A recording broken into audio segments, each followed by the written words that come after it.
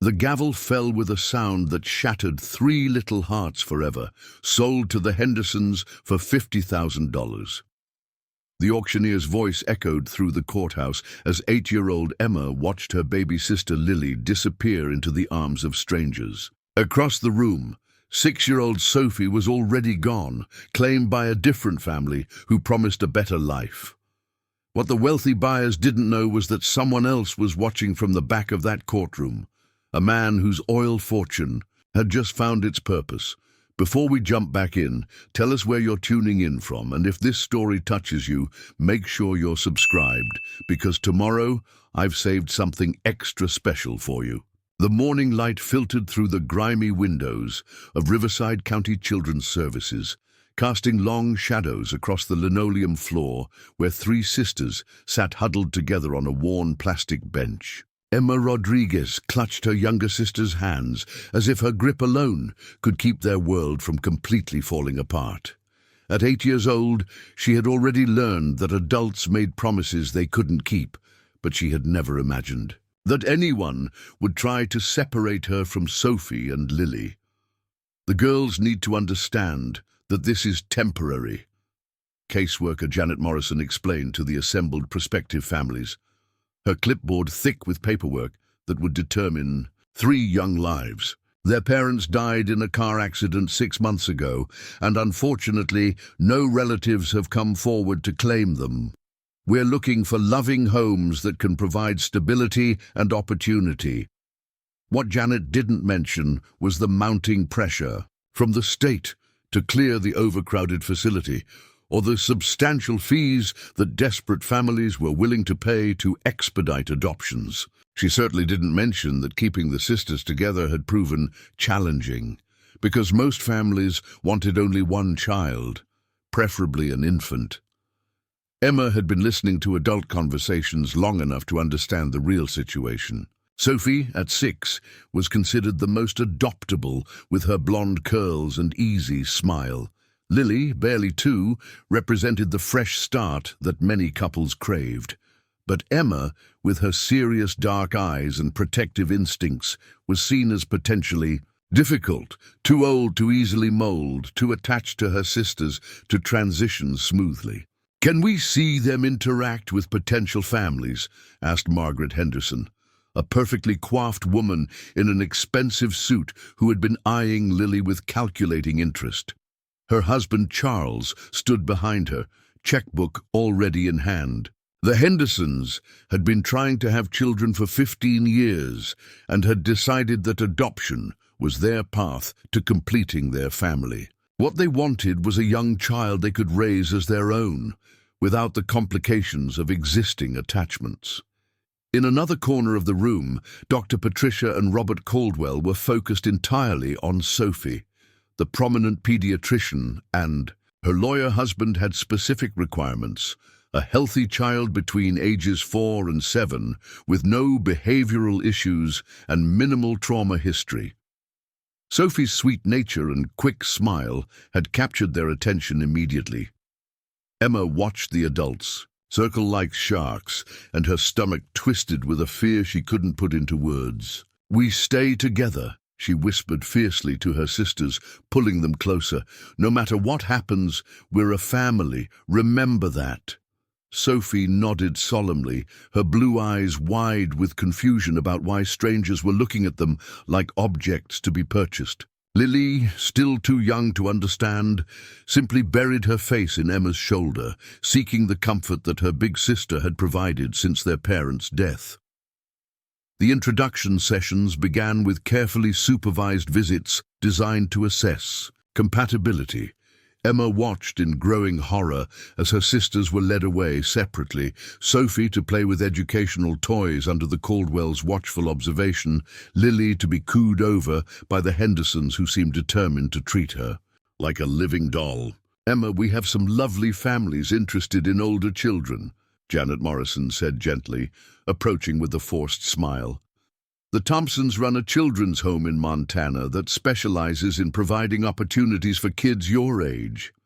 Very structured, excellent education programs," but Emma wasn't listening to the sales pitch. She was watching Sophie's face as Dr. Caldwell examined her like a specimen, checking her teeth, asking probing questions about her health history. She was watching Lily reach for her with tiny hands, while Mrs. Henderson redirected the toddlers. Attention to expensive toys designed to break existing bonds. "I want to stay with my sisters," Emma said firmly, her voice carrying a determination that surprised even her. "We belong together." "Sweetie, sometimes families change," Janet replied with practiced patience. "These wonderful people can give each of you opportunities that—" "We don't want opportunities," Emma interrupted, her voice rising. "We want each other. But 8-year-old voices carry little weight in rooms full of adults with money and influence." The evaluation process continued over several days, with each potential family building their case for why they deserved their chosen child. The Hendersons presented financial statements proving their ability to provide private education and elite opportunities. The Caldwells offered medical expertise and social connections that could ensure Sophie's future success. Emma found herself increasingly marginalized in the process. The families interested in her were fewer and their offerings less compelling. The Thompsons' children's home was described as character-building and discipline-focused, euphemisms that Emma instinctively understood meant something different from the loving homes being offered to her sisters.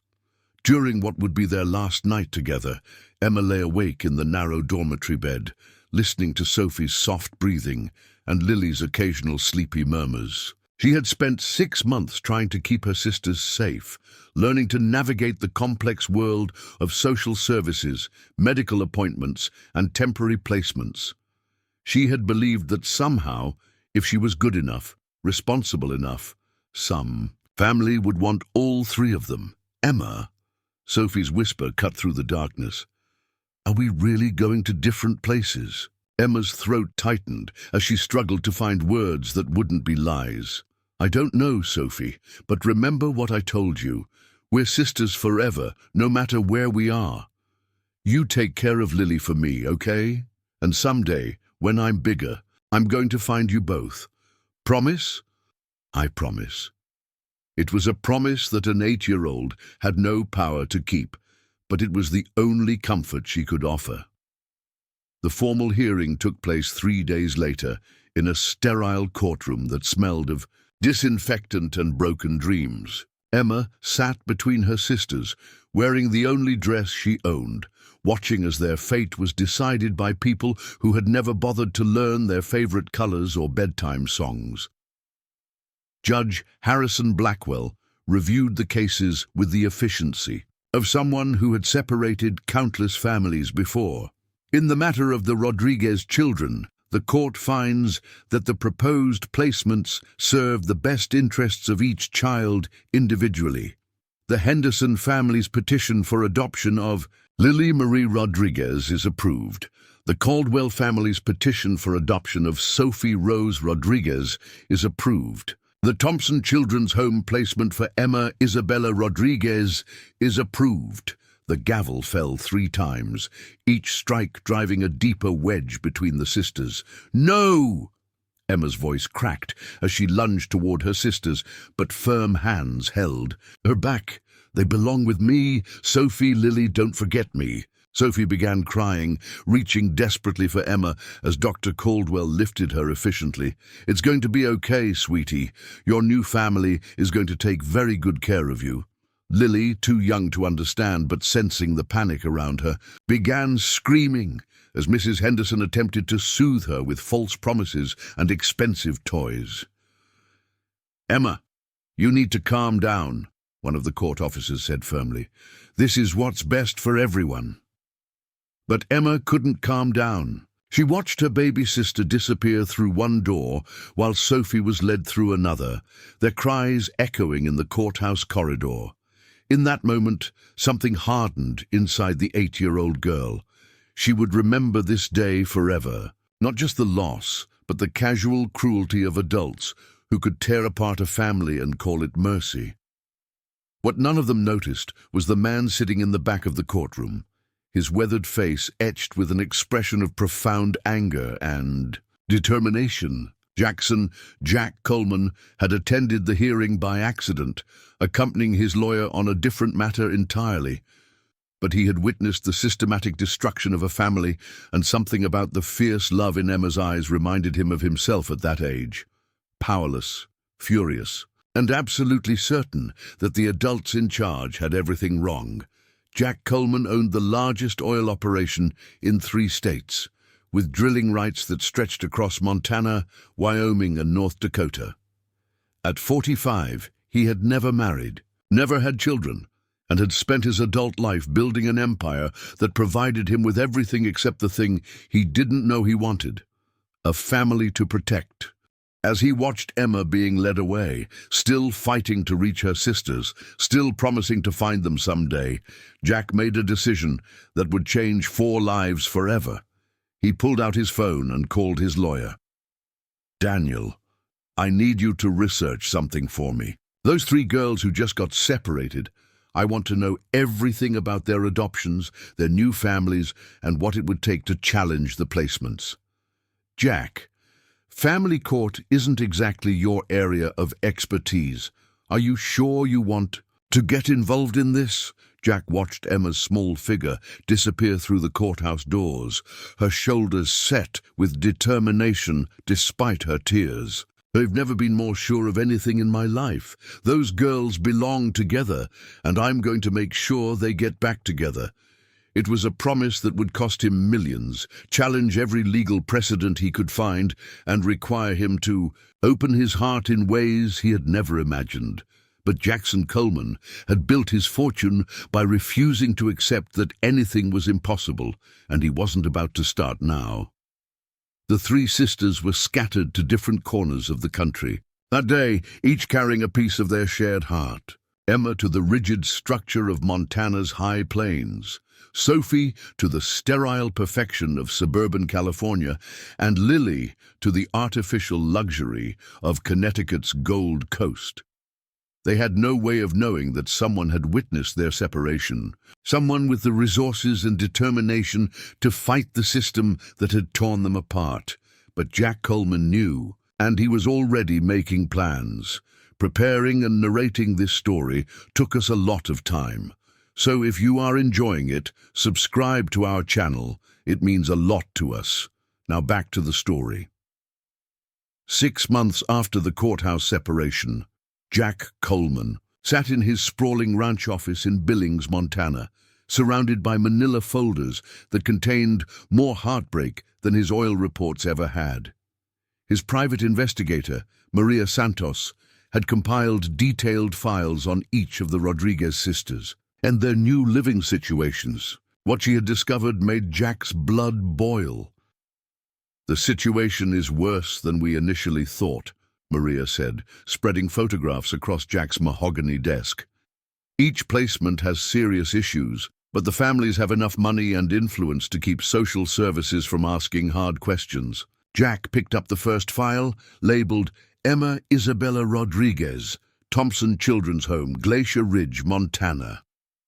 The facility was only 2 hours from his own ranch, yet it might as well have been on another planet. The photograph showed a converted military barracks surrounded by chain-link fencing, with children in identical grey uniforms performing manual labor under strict supervision. "Thompson runs this place like a boot camp," Maria explained, her voice tight with controlled anger. "The children work 10-hour days in their agricultural program, with education consisting of basic literacy and trade skills. Emma's been classified as a behavioral problem because she keeps asking about her sisters and refuses to stop talking about finding them." The photographs of Emma showed a thin, serious girl whose 8-year-old face had aged years in just 6 months. Her dark eyes held the same fierce determination Jack had witnessed in the courtroom, but now there was something else, a wariness that spoke of harsh lessons learned. "They're breaking her spirit," Jack muttered, his jaw clenching as he studied the images. "What about discipline methods?" "Isolation cells for defiant behavior, restricted food privileges, and something they call character correction, which involves physical labor as punishment.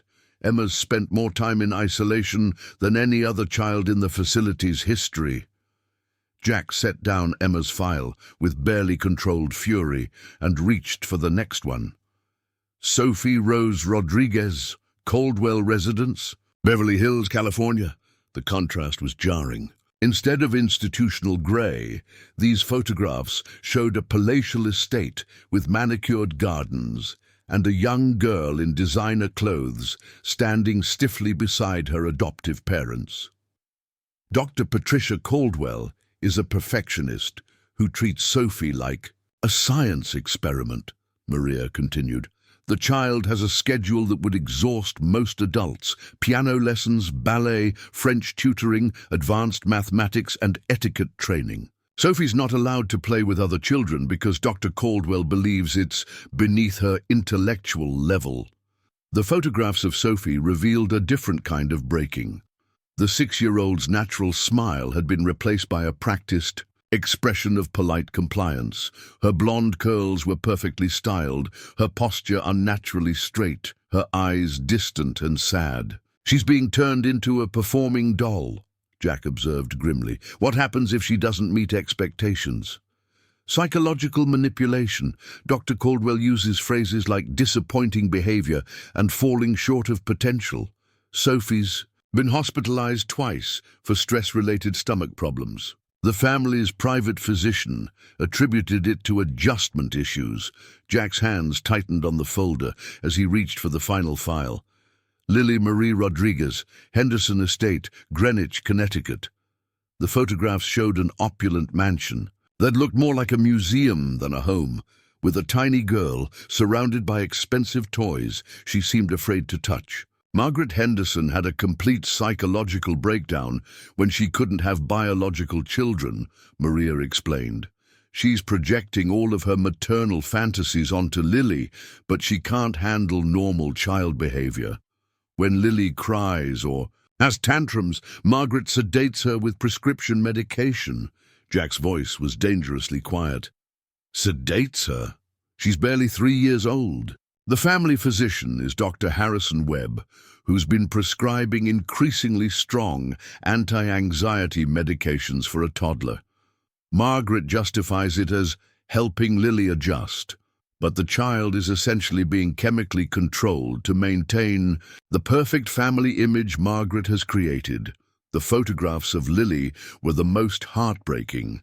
The toddler, who had once been full of energy and curiosity, now appeared lethargic and disconnected, her dark eyes vacant in a way that spoke of pharmaceutical intervention. Jack stood abruptly, pacing to the window that overlooked his ranch's vast expanse. His own childhood had been difficult. Raised by a father who drank too much and worked too little, he had learned early that the world was unfair to those without power or money. But he had also learned that once you gained power and money, you had a responsibility to use them for something meaningful. "What are the legal options?" he asked, turning back to Maria. "Limited," she admitted. "All 3 adoptions were finalized 6 months ago. The families have substantial resources and no criminal charges have been filed. Challenging the placements would require proof of abuse, and what we're seeing is technically legal, just morally reprehensible." "Then we make it criminal," Jack said firmly. "I want surveillance on all 3 locations. I want medical records, educational records, anything that shows these children are being harmed. And I want to know everything about the adoption process that separated them in the first place." Maria pulled out another folder, this one thicker than the others. "I already started investigating that. The corruption goes deeper than you might expect.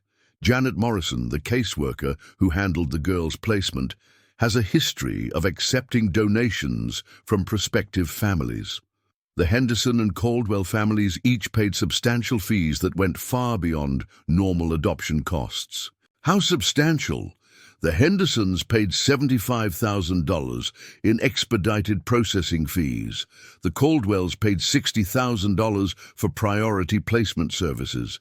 And the Thompson Children's Home paid $25,000 to take Emma, despite the fact that they typically receive government funding for each child.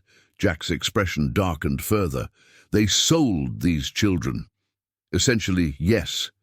The entire system is designed to favor wealthy families who can pay premium prices, regardless of whether they're suitable parents. The girls' welfare was never the primary consideration.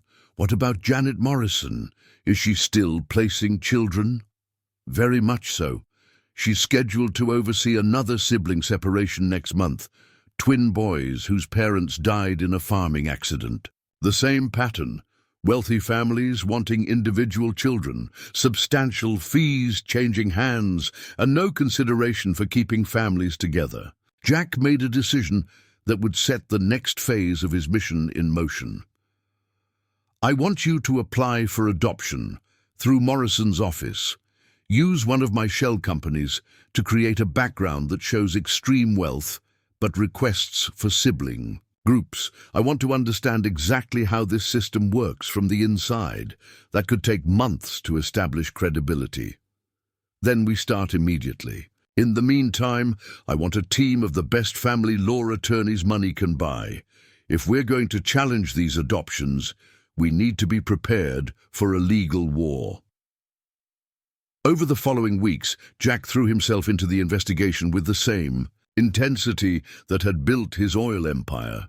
He hired child psychologists to document the trauma the sisters were experiencing, private investigators to gather evidence of abuse, and legal experts to find precedents for overturning finalized adoptions. His ranch headquarters became a war room, with detailed timelines tracking each sister's daily routine, medical appointments, and signs of distress. Jack found himself studying the girls' faces in surveillance photographs, memorizing their expressions, learning to read the subtle signs of their individual struggles. Emma's file grew thicker as investigators documented the harsh conditions at Thompson Children's Home. The facility's agricultural program was revealed to be child labor that violated multiple state regulations. Emma's behavioral problems were actually acts of rebellion against an abusive system. She had organized other children to resist unfair punishments, shared her food with younger kids who were being starved as discipline, and continued to insist that she had sisters who loved her, despite staff efforts to make her forget her past. Sophie's situation proved more complex. The Caldwells weren't physically abusive, but their psychological manipulation was systematic and devastating.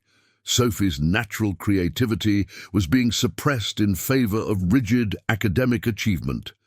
Her spontaneous laughter had disappeared entirely, replaced by practiced responses designed to earn adult approval. Most troublingly, she had begun referring to her sisters as my old family in the past tense, as if they had died rather than been separated. Lily's case was the most urgent. Medical records obtained through Jack's legal team revealed a pattern of inappropriate medication that was affecting her development. The toddler, who had once been verbal and curious, was becoming increasingly withdrawn and delayed. Margaret Henderson's perfect child was being chemically suppressed into a manageable doll. We need to move faster, Jack told his legal team during a strategy meeting in his ranch's conference room. Every day we wait, more damage is being done to these children. The law doesn't work that way, replied Amanda Cross, the lead family attorney Jack had hired from Chicago. We need ironclad evidence of abuse before any court will consider overturning these adoptions. And even then, the preference is to work with existing families rather than remove children. What if I could provide better homes for all three girls? You mean adoption? Jack hesitated, realizing he hadn't fully considered the implications of his mission. I mean, whatever it takes to get them back together and keep them safe. Amanda studied his face carefully. Jack, are you prepared to become a father? Because that's what you're talking about. These aren't just children who need rescuing, they're traumatized little girls who would need years of healing, therapy, and the kind of consistent love that money can't buy. The question hung in the air as Jack considered his answer. He had spent his adult life avoiding emotional entanglements, building walls around his heart as efficiently as he had built his business empire. The idea of suddenly becoming responsible for 3 damaged children was terrifying. But then he thought about Emma's fierce determination to protect her sisters, Sophie's lost smile, and Lily's drugged compliance. These children had been failed by every adult who was supposed to protect them. Someone needed to fight for them with the same ruthlessness that had torn them apart. "Yes," he said finally. "I'm prepared to be whatever they need me to be." The room fell silent as the magnitude of Jack's commitment settled over everyone present. He wasn't just planning to rescue 3 children, he was planning to rebuild a family that had been systematically destroyed by greed and corruption. "Then we go to war," Amanda said quietly. "But understand, Jack, once we start this fight, there's no going back. These families will use every resource they have to keep the children they've purchased. It's going to get ugly." Jack thought about the 3 sisters scattered across the country, each one fighting her own battle against a system designed to break her spirit. They had been separated for 6 months, but their love for each other remained unbroken. It was time for someone with real power to join their fight. "Let them try," he said grimly. "They've never fought against someone who refuses to lose." 8 months after the sisters' separation, Jack Coleman received the phone call that would accelerate everything. Dr. Harrison Webb, the physician treating Lily Henderson, had grown uncomfortable with the escalating medication regimen Margaret Henderson demanded for her adopted daughter. "Mr. Coleman," the nervous doctor said during their clandestine meeting at a diner outside Greenwich, "I can't continue prescribing these medications in good conscience. The child is showing signs of developmental regression that could become permanent if this continues." Jack studied the medical records Webb had brought, his jaw tightening as he read the pharmaceutical cocktail being administered to a 3-year-old. "How long before permanent damage occurs?" "We may already be there," Webb admitted, his voice heavy with guilt. "Mrs. Henderson threatened to ruin my practice if I don't comply with her demands, but I took an oath to do no harm. This child needs intervention immediately." This revelation gave Jack the ammunition his legal team needed. Within 48 hours, Amanda Cross had filed emergency motions in family court, citing medical abuse and demanding immediate custody pending investigation. But the Henderson family's connections ran deep in Connecticut's social circles, and their counterattack was swift and brutal. "They're claiming you're an unstable bachelor with no experience raising children," Amanda reported during an emergency strategy session. "They've hired Morrison and Associates to paint you as someone trying to buy children for unknown purposes." "Morrison and Associates?" Jack's eyes narrowed. "Any relation to Janet Morrison?" "Her brother's firm. This is a coordinated effort to discredit you before you can expose their entire operation." The legal battle for Lily became front-page news in Connecticut, with the Henderson family portraying themselves as loving parents, protecting their daughter from a dangerous stranger with ulterior motives. They produced character witnesses, family photos, and expert testimony about the trauma of removing a child from the only stable home she had known. But Jack's team had Dr. Webb's medical testimony, surveillance footage of Lily's drugged behavior, and pharmacy records showing the escalating prescription pattern. The emergency hearing was scheduled for the following Monday, giving both sides 3 days to prepare their cases. Jack used those 3 days to make a decision that would change the trajectory of his entire mission. Instead of waiting for the legal system to slowly grind through appeals and investigations, he would take direct action to protect the children while building his case. "I'm going to Montana," he announced to his team on Saturday morning. "Emma's situation is the most immediately dangerous, and I can reach her without crossing state lines. Jack, you can't just walk into a state facility and demand to see a child, Amanda warned. You have no legal standing, and it could jeopardize our entire case. I'm not walking in as a stranger, Jack replied, pulling out incorporation papers. His business attorney had prepared overnight. I'm walking in as the new major donor to Thompson Children's Home, someone interested in funding their expansion project. The plan was audacious but simple. Jack would pose as a potential benefactor, evaluating the facility for a substantial donation. His cover story, a wealthy rancher considering endowing a scholarship program for older children aging out of the system. It would give him legitimate access to tour the facility and interact with the children, including Emma. Thompson Children's Home sat on 200 acres of harsh Montana terrain, its institutional buildings surrounded by fencing that looked more prison-like than protective. Jack arrived on Monday morning in a modest pickup truck, dressed in his best business casual attire, carrying a briefcase full of financial projections and donation proposals that would make any struggling facilities director salivate. Director Harold Thompson was exactly what Jack had expected. A thin, severe man whose cold eyes lit up only when discussing the financial aspects of running his character-building program. Thompson led Jack through the facility with the practiced efficiency of someone who'd given many tours to potential donors.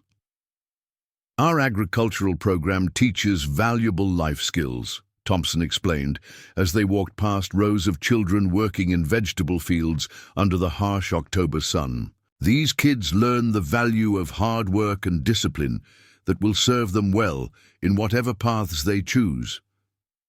Jack observed the children carefully, noting their fearful deference to Thompson's presence, their thin frames, and the way they kept their eyes down while working. The agricultural program was clearly designed more for profit than education. The facility was selling produce grown by unpaid child labor. "What about education?" Jack asked, maintaining his role as concerned benefactor. "Academic preparation for their futures?" "We focus on practical skills," Thompson replied dismissively. "Most of these children aren't college material anyway. Better to teach them trades that will keep them employed and out of trouble." They passed a series of small concrete buildings that Thompson identified as reflection cottages, isolation cells where children were sent for behavioral correction. Jack's stomach churned as he realized Emma had spent countless hours in one of these windowless rooms, alone with nothing but her determination to someday find her sisters. "I'd like to meet some of the older children," Jack said carefully, "particularly any who might be good candidates for leadership development programs." Thompson's expression grew calculating. "We have several children who've shown promise despite challenging backgrounds. There's one girl, came to us with significant behavioral issues, but has responded well to our structure." Jack's pulse quickened. "I'd be interested in meeting her." Emma Rodriguez was brought to Thompson's office 15 minutes later, and Jack's heart nearly broke when he saw her. The fierce 8-year-old from the courthouse had become a thin, wary 9-year-old whose dark eyes held depths of pain that no child should experience. Her institutional grey uniform hung loose on her small frame, and her black hair had been cut short in a utilitarian style that eliminated any trace of childish softness. "Emma, this is Mr. Coleman," Thompson said with false warmth. "He's considering funding some special programs that might benefit older children like yourself." Emma's gaze met Jack's briefly, and he saw intelligence burning behind the careful blankness she had learned to project. This child had survived 9 months of systematic attempts to break her spirit, and she was still fighting. "Hello, Emma," Jack said gently. "I understand you've been here almost a year. How do you like the programs?" "They're fine, sir," Emma replied with mechanical politeness, but Jack caught the slight emphasis on the last word, a subtle signal that she understood this was a performance. "Director Thompson tells me you came from a difficult situation," Jack continued, watching her reaction carefully. "Do you have family?" For just a moment, Emma's mask slipped, and raw pain flashed across her features. "I had sisters," she said, quietly, "but we got separated when our parents died." Thompson's expression darkened at this deviation from the approved narrative. "Emma, we've discussed this. Your focus should be on your future here, not dwelling on the past." "Of course," Emma said quickly, but Jack saw her hands clench into fists. "I understand that my future is here." The meeting continued for another 20 minutes, with Thompson showcasing Emma as an example of successful rehabilitation, while Emma played the role of compliant institutional child. But Jack was reading between the lines, noting the way Emma's shoulders tensed when Thompson spoke, the careful way she modulated her responses, and most importantly, the spark of defiance that still burned in her eyes, despite everything they had done to extinguish it. "I'd like to see more of your daily operations," Jack told Thompson as the meeting concluded. "Perhaps I could observe some of your educational programs." "Certainly," Thompson agreed, clearly envisioning the substantial donation that might result from Jack's visit. "Emma, you may return to your afternoon duties." As Emma stood to leave, Jack made a decision that violated every instruction his legal team had given him. "Emma," he called softly.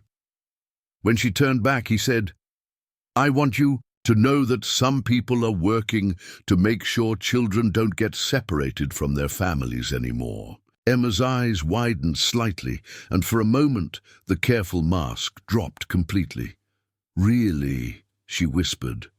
"Really?" Jack confirmed, ignoring Thompson's suspicious stare. "Sometimes it takes time, but families that belong together have a way of finding each other again." Emma nodded once, a sharp, decisive movement, and Jack saw something kindle in her expression. Hope. She left the office, walking a little straighter, and Jack knew he had just made a promise he would move heaven and earth to keep. The rest of the facility tour confirmed Jack's worst suspicions. The children were being systematically abused through neglect, overwork, and psychological manipulation. The character correction program was designed to break spirits and create compliant workers rather than confident young adults. Emma had survived 9 months of this treatment while clinging to her love for her sisters and her determination to reunite with them someday. "I'm very impressed with your operation," Jack told Thompson as they concluded the tour. "I'll need some time to review my foundation's budget, but I think we could discuss a substantial partnership." Thompson's eyes gleamed with greed. "We'd be honored to work with someone of your caliber, Mr. Coleman. I think you'll find that our methods produce remarkable results." "I can see that," Jack replied grimly. "Emma seems like a particularly strong example of your program's effectiveness." As Jack drove away from Thompson Children's Home, his phone rang with an update from Connecticut. The emergency hearing for Lily had been postponed after the Henderson family's attorneys filed motions questioning Jack's standing and mental fitness. The legal system was being manipulated to protect the wealthy families who had purchased the children, but Jack's visit to Emma had crystallized his resolve. These children had been failed by every system designed to protect them: social services, family court, and the institutions meant to care for them. If the legal approach was going to be slow and uncertain, he would pursue every available option simultaneously. "Amanda," he said when he called his attorney from the road, "I want you to file motions to visit all 3 children as a potential adoptive parent. Use whatever legal mechanism you can find." "Jack, that's going to raise red flags with every family and institution involved." "Good. Let them worry about what I'm planning. Meanwhile, I want psychological evaluations for all 3 girls conducted by independent experts, and I want media attention on the corruption in the adoption system." "Media attention? I'm done." Playing by rules designed to protect people who buy and sell children, Jack said firmly. If the courts won't act quickly enough, maybe public pressure will. That evening, Jack sat in his ranch office staring at Emma's photograph from the facility tour. Somewhere in California, Sophie was being molded into someone else's idea of perfection. Somewhere in Connecticut, Lily was being chemically suppressed into artificial compliance. And in Montana, just 2 hours away, Emma was lying in an institutional bed, clinging to hope that someone, somewhere, was fighting to bring her family back together. Jack had built his fortune by identifying problems others couldn't solve and applying resources others couldn't match. The Rodriguez sisters represented the most important problem he had ever chosen to tackle, and failure was not an option he was willing to consider. Tomorrow, he would begin the next phase of his mission, turning his private war into a public crusade that would expose the entire system of corruption that had torn these children apart. The wealthy families who had purchased the sisters were about to discover that they had made a dangerous enemy. Emma had survived 9 months of systematic abuse because she refused to give up on her sisters. Now it was Jack's turn to prove that her faith in eventual reunion had not been misplaced. 2 weeks after Jack's visit to Thompson Children's Home, investigative journalist Rebecca Martinez received an anonymous package that would change her career forever. Inside were medical records, surveillance footage, financial documents, and a handwritten note that simply read, "3 sisters, sold separately. Someone needs to tell their story." Rebecca had built her reputation exposing corruption in government contracts, but the contents of this package revealed something far more sinister than financial fraud. This was systematic child trafficking disguised as legal adoption, with price tags that would make luxury car dealers envious. "This is Pulitzer material," Rebecca told her editor at the Denver Post as she spread the evidence across her desk. "We've got documentation of children being sold to the highest bidder, medical abuse of a toddler, child labor masquerading as education, and a network of corruption that spans 3 states. But Rebecca's editor, David Chen, was cautious. "These are powerful families you're talking about investigating. The Hendersons have donated millions to political campaigns. Dr. Caldwell sits on hospital boards throughout California. We need ironclad verification before we publish anything." What David didn't know was that Jack Coleman had anticipated this response. Within hours of Rebecca receiving the package, her phone rang with a call from someone claiming to have additional evidence. "Ms. Martinez, my name is Dr. Harrison Webb. I believe you've received some materials about child welfare abuse, and I'd like to provide medical testimony to support your investigation." The meeting took place at a small cafe in downtown Denver, where Dr. Webb handed Rebecca detailed medical records showing the progressive chemical suppression of a 3-year-old child. His hands shook as he explained how Margaret Henderson had demanded increasingly powerful medications to control Lily's natural childhood behaviors. "I've been complicit in harming a child," Webb confessed, his voice barely above a whisper. "Mrs. Henderson threatened my practice, my reputation, my family's financial security, but I can't sleep at night knowing what those medications are doing to that little girl's developing brain." Rebecca studied the records with growing horror. The progression from mild anti-anxiety medication to powerful psychotropic drugs designed for adult psychiatric patients painted a picture of systematic chemical abuse. "Are you willing to go on record with this information?" "I'll testify in court if necessary," Webb replied firmly. "That child deserves better than what she's receiving." Meanwhile, Jack's team was pursuing similar strategies with the other 2 situations. Maria Santos had infiltrated a parents' support group in Beverly Hills, where Dr. Patricia Caldwell regularly boasted about her perfect child, Sophie's achievements, and rigorous schedule. "The woman talks about that little girl like she's a science experiment," Maria reported to Jack during their weekly briefing. Sophie's day starts at 5 a.m. with physical conditioning, followed by advanced academics, musical training, and social refinement classes. The child has no free time, no playmates, no childhood. Jack's jaw tightened as he listened to the details. What about documentation? I've recorded several conversations where Dr. Caldwell discusses her enhancement protocols for Sophie. She's essentially trying to create a superhuman child through psychological manipulation and academic pressure. The other parents in the group are starting to express concern about the extremity of her methods. The most damning evidence came from Thompson Children's Home, where Jack's donation cover story had given him access to financial records and operational details. What he discovered was a sophisticated money laundering operation disguised as a rehabilitation facility. They're receiving government funding for each child while simultaneously charging private fees for specialized placements, Jack explained to his legal team during their strategy meeting. Thompson is double-dipping, taking state money for Emma's care while also taking money from other sources to keep her there. Amanda Cross studied the financial documents with professional fascination. This is fraud on multiple levels. Not only are they abusing the children, they're stealing taxpayer money and violating federal regulations for institutional care facilities. The breakthrough came when Rebecca Martinez's investigation uncovered the connection between Janet Morrison and the entire network. Phone records showed regular communication between Morrison, the adoptive families, and Thompson Children's Home.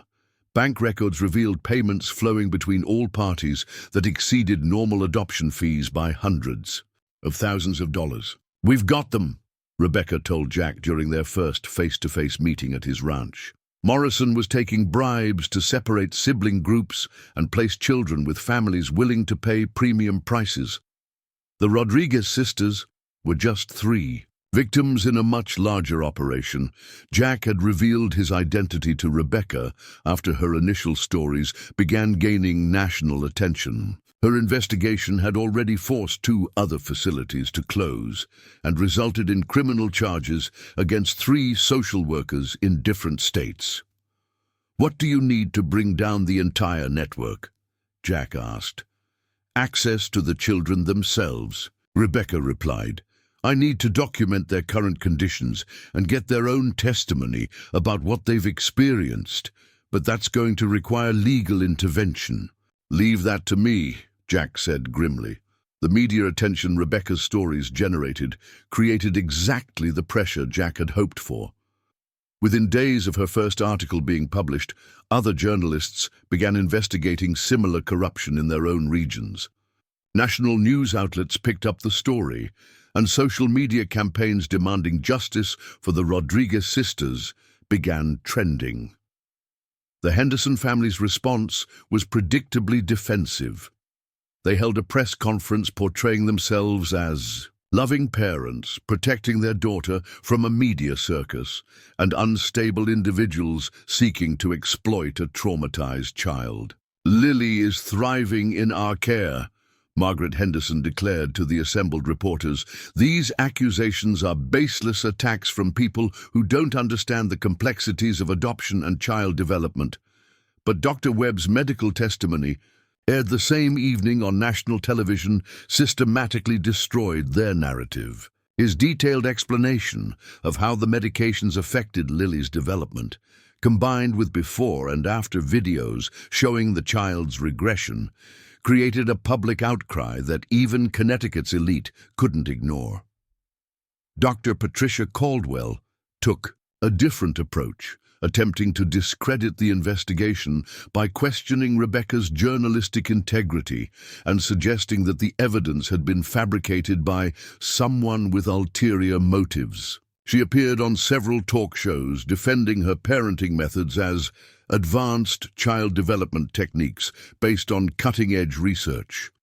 The strategy backfired when child development experts began publicly criticizing Caldwell's methods. Dr. Sarah Chen, a renowned pediatric psychologist, appeared on the same programs to explain how Caldwell's enhancement protocols constituted psychological abuse. A 6-year-old child needs play, creativity, and emotional nurturing, Dr. Chen explained to a national audience.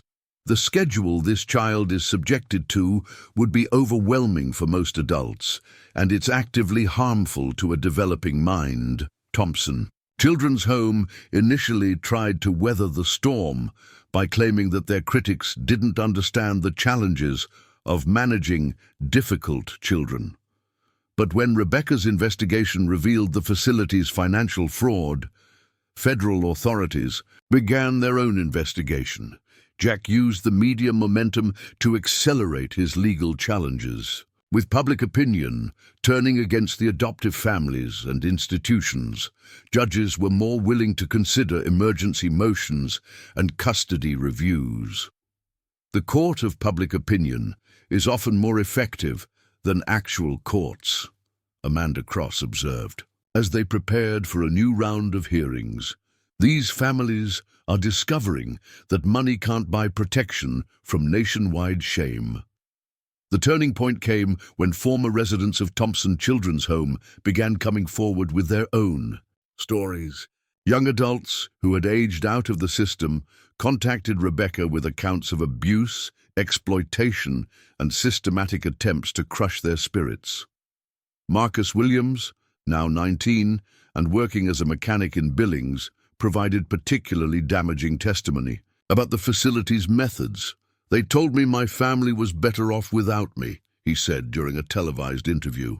"They made me believe I was worthless, that I should be grateful for any scraps of approval they threw my way. It took me years to realize that none of it was true." Emma's story became the focal point of national attention when Rebecca finally gained permission to interview her at the facility. The 9-year-old's articulate description of her separation from her sisters, her hope for reunion, and her determination to survive whatever Thompson's staff threw at her moved audiences across the country. "I know my sisters are out there," Emma said, looking directly into the camera with those fierce, dark eyes that had first captured Jack's attention. "I know they remember me, and I know we're going to be together again someday. That's what keeps me strong when things get scary." Here. The interview aired on the same day that federal agents raided Thompson Children's Home, removing Emma and 6 other children from the facility pending investigation. Emma was placed in emergency foster care with a family that Jack's team had carefully vetted and partially funded. Sophie's situation proved more complex. The Caldwells had significant legal resources and social connections that allowed them to fight the custody challenges more effectively. But the psychological evaluations Rebecca's investigation had prompted revealed the extent of damage being done to the 6-year-old. Sophie has developed anxiety disorders, perfectionist tendencies that border on obsessive-compulsive behavior, and shows signs of dissociation when asked about her emotional needs, the court-appointed psychologist reported. She's been conditioned to suppress her natural personality in favor of performance behaviors designed to earn adult approval. The most heartbreaking revelation came when Sophie was asked about her sisters during the evaluation. "I used to have sisters," she said in a flat, emotionless tone. "But Dr. Caldwell says that thinking about the past prevents optimal forward development." Even the court-appointed psychologist was disturbed by the clinical language Sophie used to describe her own emotions. "This child has been systematically taught to suppress her authentic self and replace it with artificial behaviors. The psychological damage may take years to undo." Lily's rescue came first, triggered by Dr. Webb's continued medical testimony and Rebecca's documentation of her deteriorating condition. Connecticut Family Court ordered her immediate removal from the Henderson home, citing medical abuse and endangerment. The footage of Lily being carried from the Henderson mansion, limp and disoriented from medication withdrawal, sparked nationwide Protests outside the family's Greenwich estate. Margaret Henderson's breakdown during the removal process, screaming about her stolen baby, revealed the depth of her psychological instability. "This isn't about love," Rebecca reported from outside the mansion. "This is about a wealthy woman's fantasy of perfect motherhood, maintained through chemical suppression of a child's natural development." Jack watched the news coverage from his ranch office, surrounded by legal documents and surveillance reports, knowing that his public war was succeeding beyond his most optimistic projections. 3 sisters had been scattered across the country, victims of a system that treated children as commodities.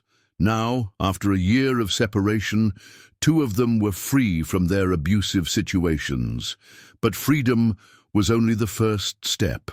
The real challenge would be helping these traumatized children heal from their experiences and rebuild the family bonds that had been so cruelly severed.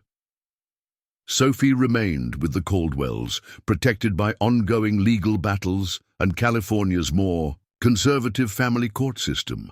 But Jack had learned patience during his years building his oil empire, and he understood that some victories required longer campaigns.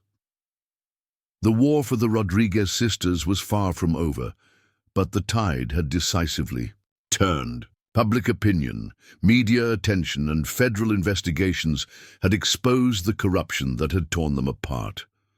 Now it was time to begin the delicate process of putting them back together. 3 months after Emma and Lily's rescue, Jack Coleman stood in the specialized medical facility where Lily was undergoing detoxification from the cocktail of medications that had controlled her for over a year. The 3-year-old, who had once been vibrant and curious, was now a shadow of herself, requiring round-the-clock medical supervision as her tiny body learned to function without chemical suppression. "The withdrawal process is progressing, but slowly," Dr. Rachel Torres explained as they watched Lily through the observation window. The toddler sat motionless in a chair, staring at toys she seemed to have forgotten how to play with. "Some of the medications she was given can cause permanent developmental delays. We won't know the full extent of the damage for several more months." Jack's hands clenched into fists as he watched Lily's vacant expression. Margaret Henderson's perfect child fantasy had nearly destroyed a little girl's capacity for joy, creativity, and normal development. "What about cognitive function?" "There are encouraging signs," Dr. Torres continued. "Yesterday, she asked for water using a complete sentence, the first multi-word phrase she's spoken since arriving here. Her motor skills are improving as well, but Jack, you need to understand that Lily may never fully recover from what was done to her." The revelation hit Jack harder than he'd expected. He had assumed that rescuing the children would be the difficult part, that once they were safe, healing would naturally follow.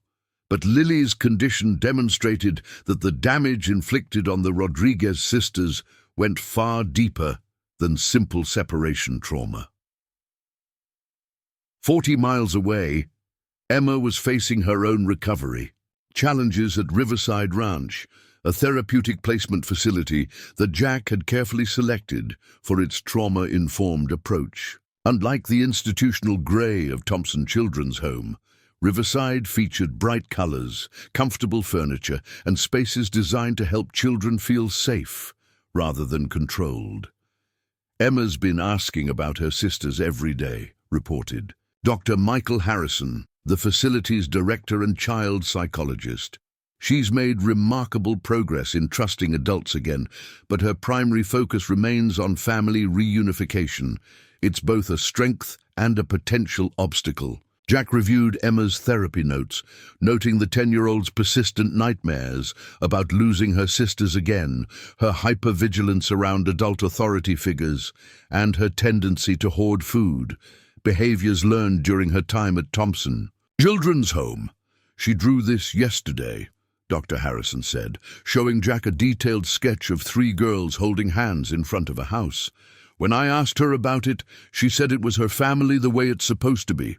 The detail and Emotional investment in this image shows how central Reunion is to her healing process. The most challenging situation remained Sophie, still trapped with the Caldwells, while legal battles raged in California courts. The 6-year-old had been so thoroughly conditioned to suppress her authentic self that she actively resisted efforts to evaluate her well-being. Sophie tells evaluators that she's optimally developed and doesn't require emotional regression therapy, reported Dr. Jennifer Walsh, the court-appointed psychologist attempting to assess Sophie's condition. She uses clinical language to describe her own feelings and becomes distressed when asked to engage in normal childhood activities like imaginative play. Jack studied recent surveillance footage of Sophie, noting her rigid posture, her carefully controlled facial expressions, and the way she performed rather than lived her daily activities. Dr. Caldwell had successfully turned a spontaneous, creative child into a miniature adult programmed for achievement rather than happiness. "The Caldwells are fighting every motion we file," Amanda Cross reported during their weekly legal strategy meeting. "They've hired 3 different law firms and are claiming that removing Sophie now would constitute reverse trauma after she's adjusted to their family structure." Adjusted? Jack's voice was dangerously quiet. "She's been psychologically programmed to deny her own needs and emotions. That's not adjustment, that's systematic abuse." The breakthrough in Sophie's case came from an unexpected source, her biological connection to Emma. Dr. Harrison had been working with Emma on processing trauma through art therapy when the 10-year-old created a series of drawings depicting memories of her sisters before the separation. "Emma remembers Sophie as creative, spontaneous, and full of laughter," Dr. Harrison explained to Jack. "She's drawn dozens of pictures showing Sophie singing, dancing, making up stories. The contrast between Emma's memories and Sophie's current presentation could be powerful evidence of the psychological damage being inflicted, but Jack knew that Sophie's rescue would require more than legal arguments. The Caldwells had successfully isolated her from any connection to her past, creating a bubble where their version of reality was the only truth she knew. Breaking through that isolation would require careful strategy and flawless execution. The plan Jack developed was complex and risky, involving coordinated legal, medical, and psychological interventions designed to penetrate Sophie's conditioning and reconnect her with suppressed memories of her sisters. Phase 1 involved arranging for Emma to participate in Sophie's court-ordered psychological evaluation via video conference. Dr. Walsh had agreed to the unconventional approach after reviewing Emma's artwork and testimony about their relationship before separation. "Sophie, I'd like you to meet someone," Dr. Walsh said during what Sophie assumed was a routine evaluation session. The screen in the therapy room activated, revealing Emma's face for the first time in over a year. Sophie's carefully maintained composure cracked for just a moment. A flash of recognition followed immediately by confusion and distress. "I don't understand the purpose of this interaction," she said in her trained clinical voice. "My optimization schedule doesn't include retrospective relationship engagement." But Emma's response bypassed Sophie's psychological conditioning entirely. "Sophie Rose, it's me, Emma Isabella. Do you remember our song? The one Mama taught us about the 3 little birds?" For a heartbeat, Sophie's mask dropped completely. Her blue eyes widened with genuine emotion, and her lips parted as if she might speak her sister's name. Then the conditioning reasserted itself, and she turned away from the screen. "I don't engage with historical emotional stimuli," Sophie said flatly. "Dr. Caldwell has explained that past-focused thinking inhibits forward development." Emma's face filled with determination that Jack recognized from their first meeting. "Sophie, remember when you were scared of thunderstorms? I used to let you sleep in my bed, and we'd count the lightning together. 1 Mississippi, 2 Mississippi, 3 Mississippi. and Lily would curl up between us with her stuffed elephant. This time. Sophie's reaction was stronger. Her clinical composure wavered, and she pressed her hands against her temples as if fighting a painful headache. The mention of Lily and the elephant had triggered something deeper than her conditioning could. Suppress. I don't. Sophie's voice became smaller, more childlike. There was an elephant, grey with pink ears. Mr. Peanuts, Emma said softly. You named him Mr. Peanuts because you said his trunk looked like a peanut shell, and you used to make up stories about him going on adventures with us. Sophie's careful posture began to crumble as suppressed memories fought against her conditioning. She looked directly at the screen for the first time, and Jack saw glimpses of the creative, spontaneous child Emma remembered. Emma? Sophie whispered, using her natural voice instead of the artificial tone she'd been trained to employ. Are you really my sister? The emotional breakthrough was exactly what Jack's legal team needed. Dr. Walsh's report documented Sophie's dramatic response to seeing Emma, noting the clear evidence of suppressed memories and authentic emotional connection that contradicted the Caldwells' claims about her optimal adjustment. But the Caldwells' response was swift and vicious. They immediately filed restraining orders, preventing any further contact between Sophie and her sisters, claiming that the interaction had caused severe psychological distress and regression. From achieved developmental milestones, Dr. Patricia Caldwell held another press conference, this time flanked by child development experts she had hired to support her position. Sophie has been thriving in a carefully structured environment, designed to maximize her potential, Caldwell declared. These forced interactions with her biological siblings are deliberately designed to destabilize her progress and create artificial emotional dependencies. The medical professionals supporting Caldwell argued that Sophie's distress during the video call proved that contact with her sisters was harmful rather than healing. They presented charts and graphs showing Sophie's optimal performance metrics before and after the interaction. But Jack had anticipated this response. His team had recorded the entire session, capturing not just Sophie's momentary distress, but also the joy and recognition that had preceded it. More importantly, they had documented the clinical, artificial nature of Sophie's usual responses compared to the authentic emotions she displayed when reconnecting with Emma. A normal 6-year-old doesn't speak like a psychology textbook. Dr. Harrison testified at the emergency hearing called to address the Caldwells' restraining order motion. Sophie's optimal performance is actually evidence of severe psychological conditioning that has suppressed her natural development in favor of artificial behaviors. The hearing became a battle between competing visions of childhood development.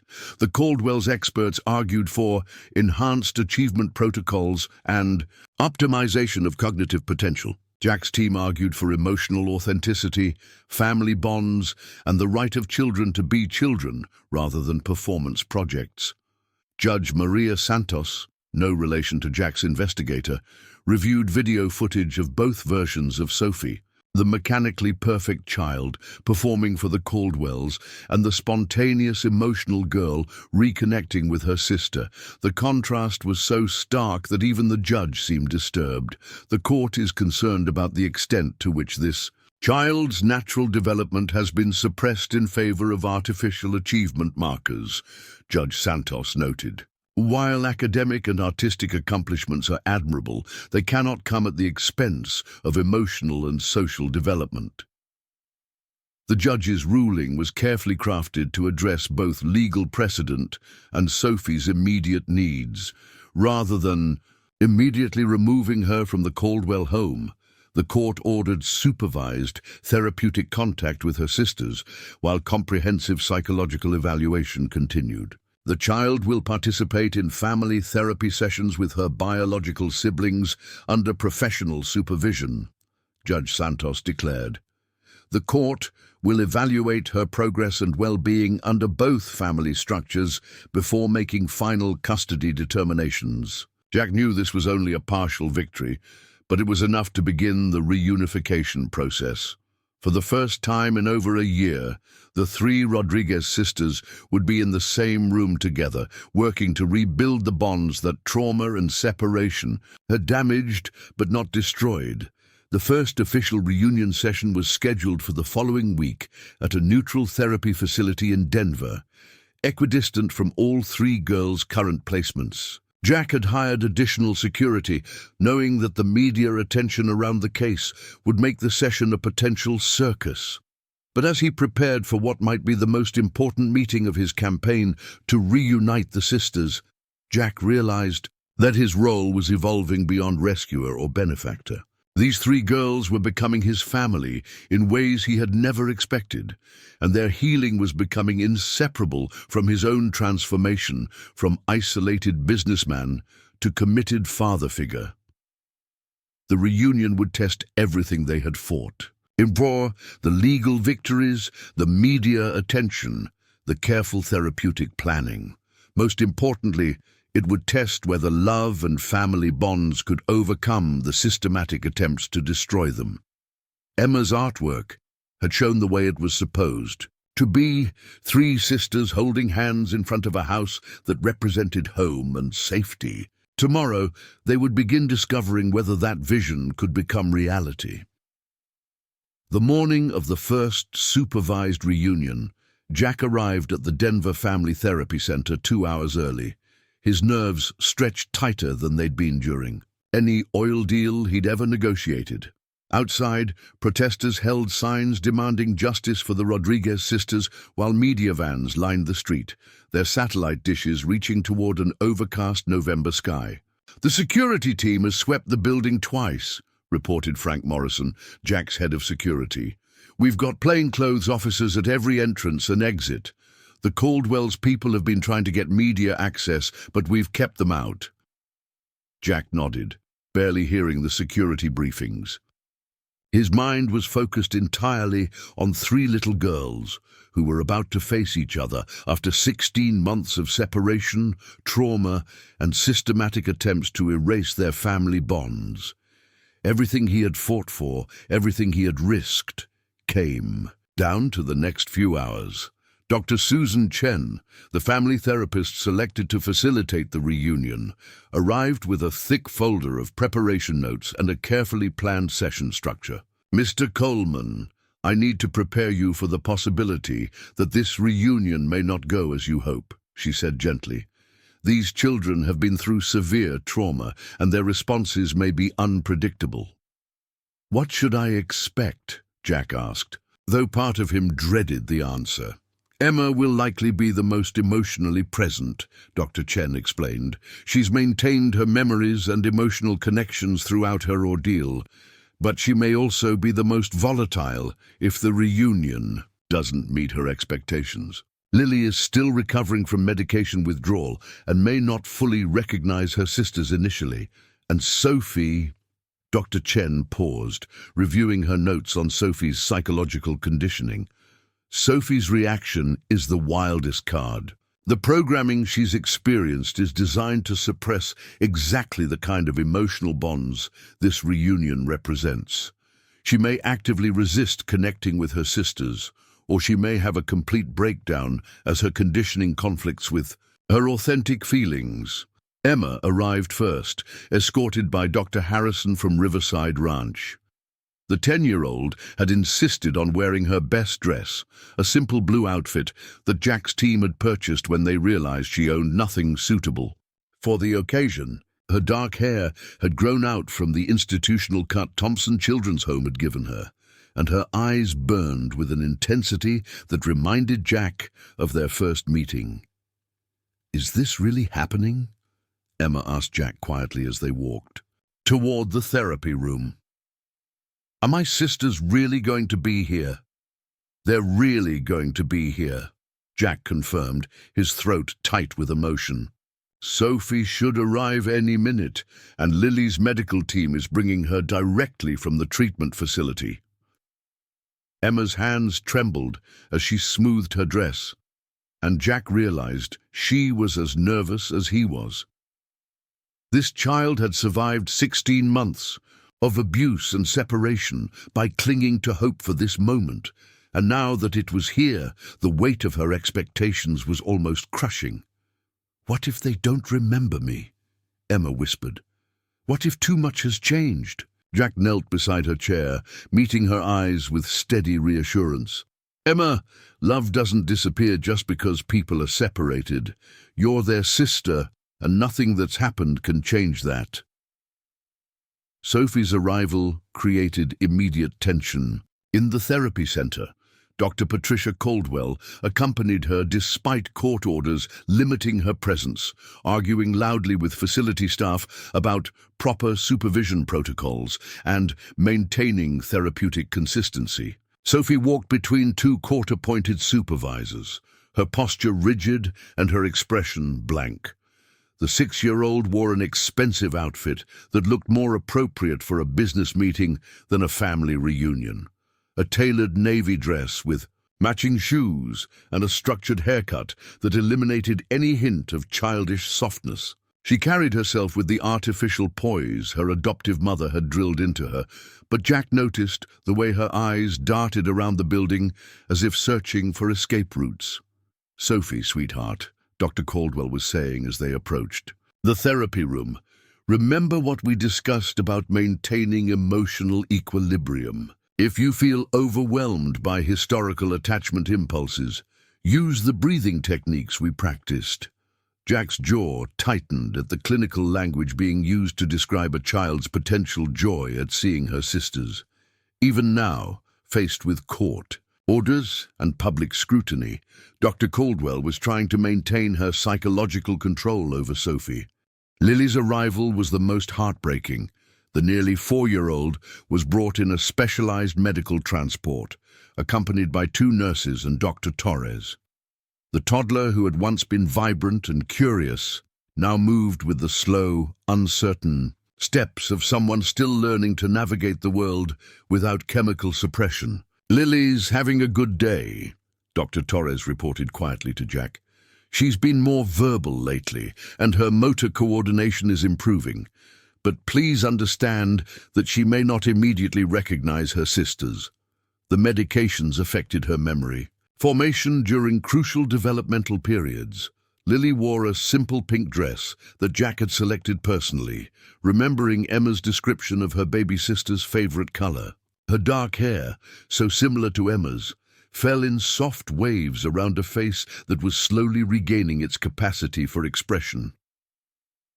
The moment of actual reunion took place in a comfortable room designed to feel more like a family living room than a clinical space. Dr. Chen had arranged chairs in a circle with toys and art supplies available to help facilitate natural interaction. Emma was seated first, her hands clasped tightly in her lap as she watched the door with desperate anticipation. When Sophie entered the room, Emma's face lit up with pure joy. "Sophie Rose!" Emma exclaimed, starting to rise from her chair before catching herself and looking to Dr. Chen for permission. Sophie's reaction was immediate and conflicted. For a split second, her carefully maintained composure cracked, and Jack saw genuine happiness flash across her features. But then her conditioning reasserted itself, and she sat down precisely, her back straight and her hands folded. "Hello, Emma Isabella," Sophie said in her artificial tone. "I hope you are experiencing optimal wellness in your current placement." Emma's joy faltered at the clinical greeting, and Jack saw her struggle to understand why her sister was speaking like a robot. "Sophie, it's me, your big sister. Don't you remember our games, our songs?" "I maintain selective historical memory retention as recommended by my developmental specialists," Sophie replied, but her voice wavered slightly. The tension in the room was broken when Lily was brought in by her nurses. Both Emma and Sophie turned toward their baby sister, and for a moment their reactions were purely authentic. "Lily," Emma breathed, tears streaming down her face. "Oh, my baby sister!" Sophie's clinical mask slipped completely as she stared at Lily, and Jack heard her whisper, "She's so big. She's walking and everything. Lily stood in the center of the room, looking confused but not frightened. Her development had been so disrupted that she seemed to be experiencing the world as if for the first time, taking in her surroundings with the wide-eyed wonder of someone rediscovering sensation. "Lily, sweetheart," Emma said softly, slowly, approaching her youngest sister.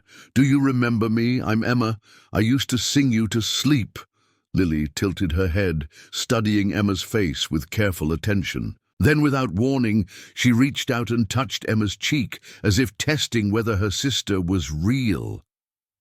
"Emma," Lily said clearly, the word carrying more emotional weight than any of the adults in the room had expected. "Emma, sing?" Emma's sob of joy echoed through the room as she gently gathered Lily into her arms. "Yes, baby, Emma sings. Do you want to hear our song?" As Emma began softly humming a lullaby that had obviously been part of their bedtime routine before separation, something remarkable happened. Sophie's carefully constructed defenses began to crumble as suppressed memories fought their way to the surface. "Three little birds," Sophie whispered, her artificial tone completely gone, "sat on my window, and they told me I don't need to worry." Emma's eyes widened with delight. "You do remember. Sophie, you remember our song. Because every little thing is gonna be all right," Sophie continued, her voice becoming more natural with each word. Then she looked around the room as if suddenly aware of where she was, and Jack saw panic flash across her face. "I'm not supposed to remember," Sophie said, pressing her hands against her temples. "Dr. Caldwell says remembering prevents optimal, forward progression. I'm being bad. I'm failing my development protocols." Dr. Chen intervened gently, moving to sit near Sophie without crowding her. "Sophie, there's nothing bad about remembering people you love.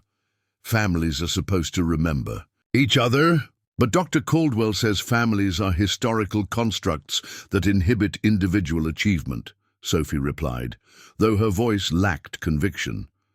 "She says I'm optimally placed for maximum development potential." Emma's face hardened with determination that reminded Jack of every courtroom battle they'd fought. "Sophie Rose Rodriguez, Dr. Caldwell is wrong. Families aren't constructs. Families are love. And I love you, and Lily loves you, and we're supposed to be together." Lily, still in Emma's arms, reached towards Sophie with chubby hands. "Sophie," she said clearly, "Sophie, play." The simple request from their baby sister broke through Sophie's conditioning more effectively than any therapeutic intervention.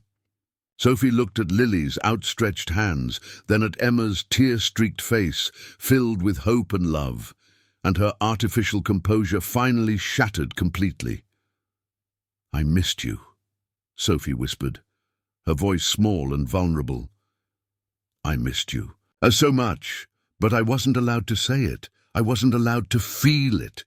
Emma shifted Lily to one arm and reached out to Sophie with the other. "You can feel it now. You can say it. We're here and we're real and we love you." Sophie tentatively reached out to touch Emma's hand, then Lily's, as if confirming they were actually present. "I used to dream about you," she admitted. "But Dr. Caldwell gave me pills to stop the dreams because she said they were interfering with my optimization." Jack felt rage building in his chest at this revelation, but he forced himself to remain still and let the reunion unfold naturally. These children needed to rediscover each other without adult interference. "No more pills," Emma said firmly. "No more people telling you not to remember us. We're sisters, and sisters don't forget each other." For the next hour, Dr. Chen facilitated gentle interactions that allowed the three girls to begin rebuilding their connections. They sang fragments of half-remembered songs, shared stories about their experiences, carefully edited to be age-appropriate, and slowly began to relax in each other's presence. Lily, despite her developmental delays, seemed to respond instinctively to her sister's voices and touch. She would reach for Emma when she felt overwhelmed, and actually smiled when Sophie made funny faces, the first spontaneous expressions Jack had seen from either of the younger girls. Sophie's transformation was the most dramatic. As the session progressed, her artificial poise gave way to natural childlike behaviors. She laughed at Emma's jokes, helped Lily play with blocks, and began speaking in her authentic voice, rather than the clinical tone she'd been trained to use. "Dr. Caldwell's going to be upset with me," Sophie said during a quiet moment. "I'm supposed to maintain emotional distance from historical relationships." "Sophie," Emma said seriously, "Dr. Caldwell doesn't get to decide who you love. That's your choice. And we're not historical, we're right here, right now." The session ended with all three girls sitting together on the floor, Lily between her older sisters, as they worked on a puzzle that depicted a house with a garden. It was a simple activity, but Jack recognized its symbolic importance. They were literally putting pieces back together. "When can we see each other again?" Emma asked Dr. Chen as the session concluded. "The court has ordered weekly sessions for the next month," Dr. Chen replied. "Then we'll evaluate everyone's progress and make recommendations for more permanent arrangements." As the girls were separated again to return to their respective placements, Jack saw the same determination in Emma's eyes that had sustained her through 16 months of abuse and separation. But now it was tempered with hope rather than desperation. Sophie's departure was the most difficult to watch. As Dr. Caldwell's team prepared to take her back to California, the 6-year-old looked back at her sisters with longing that she could no longer completely hide. "Remember our song," Emma called out as Sophie was led away. "Remember that we love you." "I'll remember," Sophie promised, her voice carrying newfound strength. "I won't let anyone make me forget again." Jack watched the three vehicles leave in different directions, carrying the sisters back to their separate lives. But something fundamental had changed during those 2 hours. The bonds that trauma and separation had strained but not broken were beginning to heal. The reunion had been successful beyond his most optimistic expectations, but Jack knew it was only the beginning. Now came the harder work of convincing courts, social services, and the adoptive families that these children belonged together permanently. The three little birds had found each other again. Now, Jack had to make sure they never got separated again. The backlash from the successful reunion was swift and vicious. Within 48 hours of the therapy session, Dr. Patricia Caldwell had Sophie admitted to a private psychiatric facility in Malibu, claiming the child was experiencing severe psychological regression that required immediate intervention. They're claiming Sophie had a complete breakdown after seeing her sisters, Amanda Cross reported during an emergency meeting in Jack's ranch office. Caldwell's hired 3 psychiatrists who are willing to testify that contact with her biological siblings is detrimental to her mental health. Jack stared at the legal document spread across his desk, his jaw clenched with fury.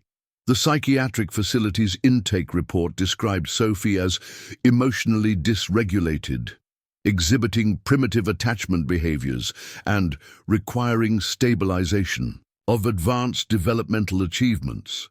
"They're trying to erase the progress she made," Jack said grimly. "That reunion proved Sophie's authentic self is still in there, fighting to get out. So they're drugging her again to maintain their control." The psychiatric facility, Serenity Hills, was owned by a consortium of investors that included Dr. Caldwell herself. It specialized in behavioral modification therapy for children from wealthy families who exhibited challenging behaviors. Jack's investigators quickly discovered that many of the children admitted they were simply inconvenient to their adoptive families rather than genuinely disturbed. Sophie's being held in isolation under 24-hour psychiatric supervision, Maria Santos reported after conducting surveillance of the facility. No visitors allowed except the Caldwells and their approved medical team. She's being treated like a dangerous patient rather than a 6-year-old child. Meanwhile, Emma's reaction to Sophie's sudden disappearance was devastating. The 10-year-old had spent 3 days believing she was finally going to get her family back, only to learn that her sister had been locked away because of their reunion. "It's my fault," Emma sobbed during her therapy session with Dr. Harrison. "I made Sophie remember things she wasn't supposed to remember. Now they're punishing her because of me." Dr. Harrison's reports painted a picture of a child spiraling into guilt and despair. Emma had stopped eating regularly, was having nightmares about failing to protect her sisters, and had begun displaying some of the same self-destructive behaviors that had characterized her time at Thompson Children's Home. Emma's internalized the message that loving her sisters causes them harm, Dr. Harrison explained to Jack during a phone consultation. She's beginning to believe that maybe separation really is better for Sophie and Lily. Lily's response was different but equally concerning. The 3-year-old had been making steady progress in her recovery, but after the reunion she began asking for Sophie sing and Emma play constantly. When told her sisters weren't available, Lily would retreat into the same withdrawn state that had characterized her early days of medication withdrawal. Lily's confused and frustrated, Dr. Torres reported. She finally remembered what family feels like, and now it's been taken away again. We're seeing regression in her speech and social development. Jack realized he was facing the most critical phase of his entire campaign. The reunification process had worked exactly as intended, proving that the sisters' love for each other had survived their separation and trauma. But now, the very people who had damaged them were using that success as evidence that the children should remain apart. The legal battle over Sophie's psychiatric commitment became a proxy war for the larger questions about the sisters' future. If the Caldwells could successfully argue that contact with her biological siblings was harmful to Sophie's mental health, it would justify permanent separation and undermine Jack's entire reunification effort. "We need independent psychiatric evaluation," Amanda declared during a strategy meeting with Jack's expanded legal team. "The court has to see that Sophie's breakdown was actually a breakthrough, the first authentic emotional response she's shown in over a year. But getting access to Sophie required navigating a maze of legal protections that the Caldwells had carefully constructed. The psychiatric facility was treating her as an involuntary commitment case, which limited outside evaluation rights. The Caldwell's lawyers argued that any external assessment would further traumatize an already fragile child. The breakthrough came from Rebecca Martinez's continued investigative reporting. Her articles about the Rodriguez sisters had generated so much public attention that other families began coming forward with similar stories about Serenity Hills and its treatment methods. "I've documented 12 cases of children being committed to this facility for behavioral problems that seem to stem from trying to maintain connections with their biological families," Rebecca reported to Jack. "There's a pattern here. Wealthy, adoptive families using psychiatric facilities to suppress children's natural attachment behaviors." One of the most compelling testimonies came from 16-year-old Marcus Chen, who had spent 2 years at Serenity Hills after being adopted by a family that wanted him to completely forget his biological brother.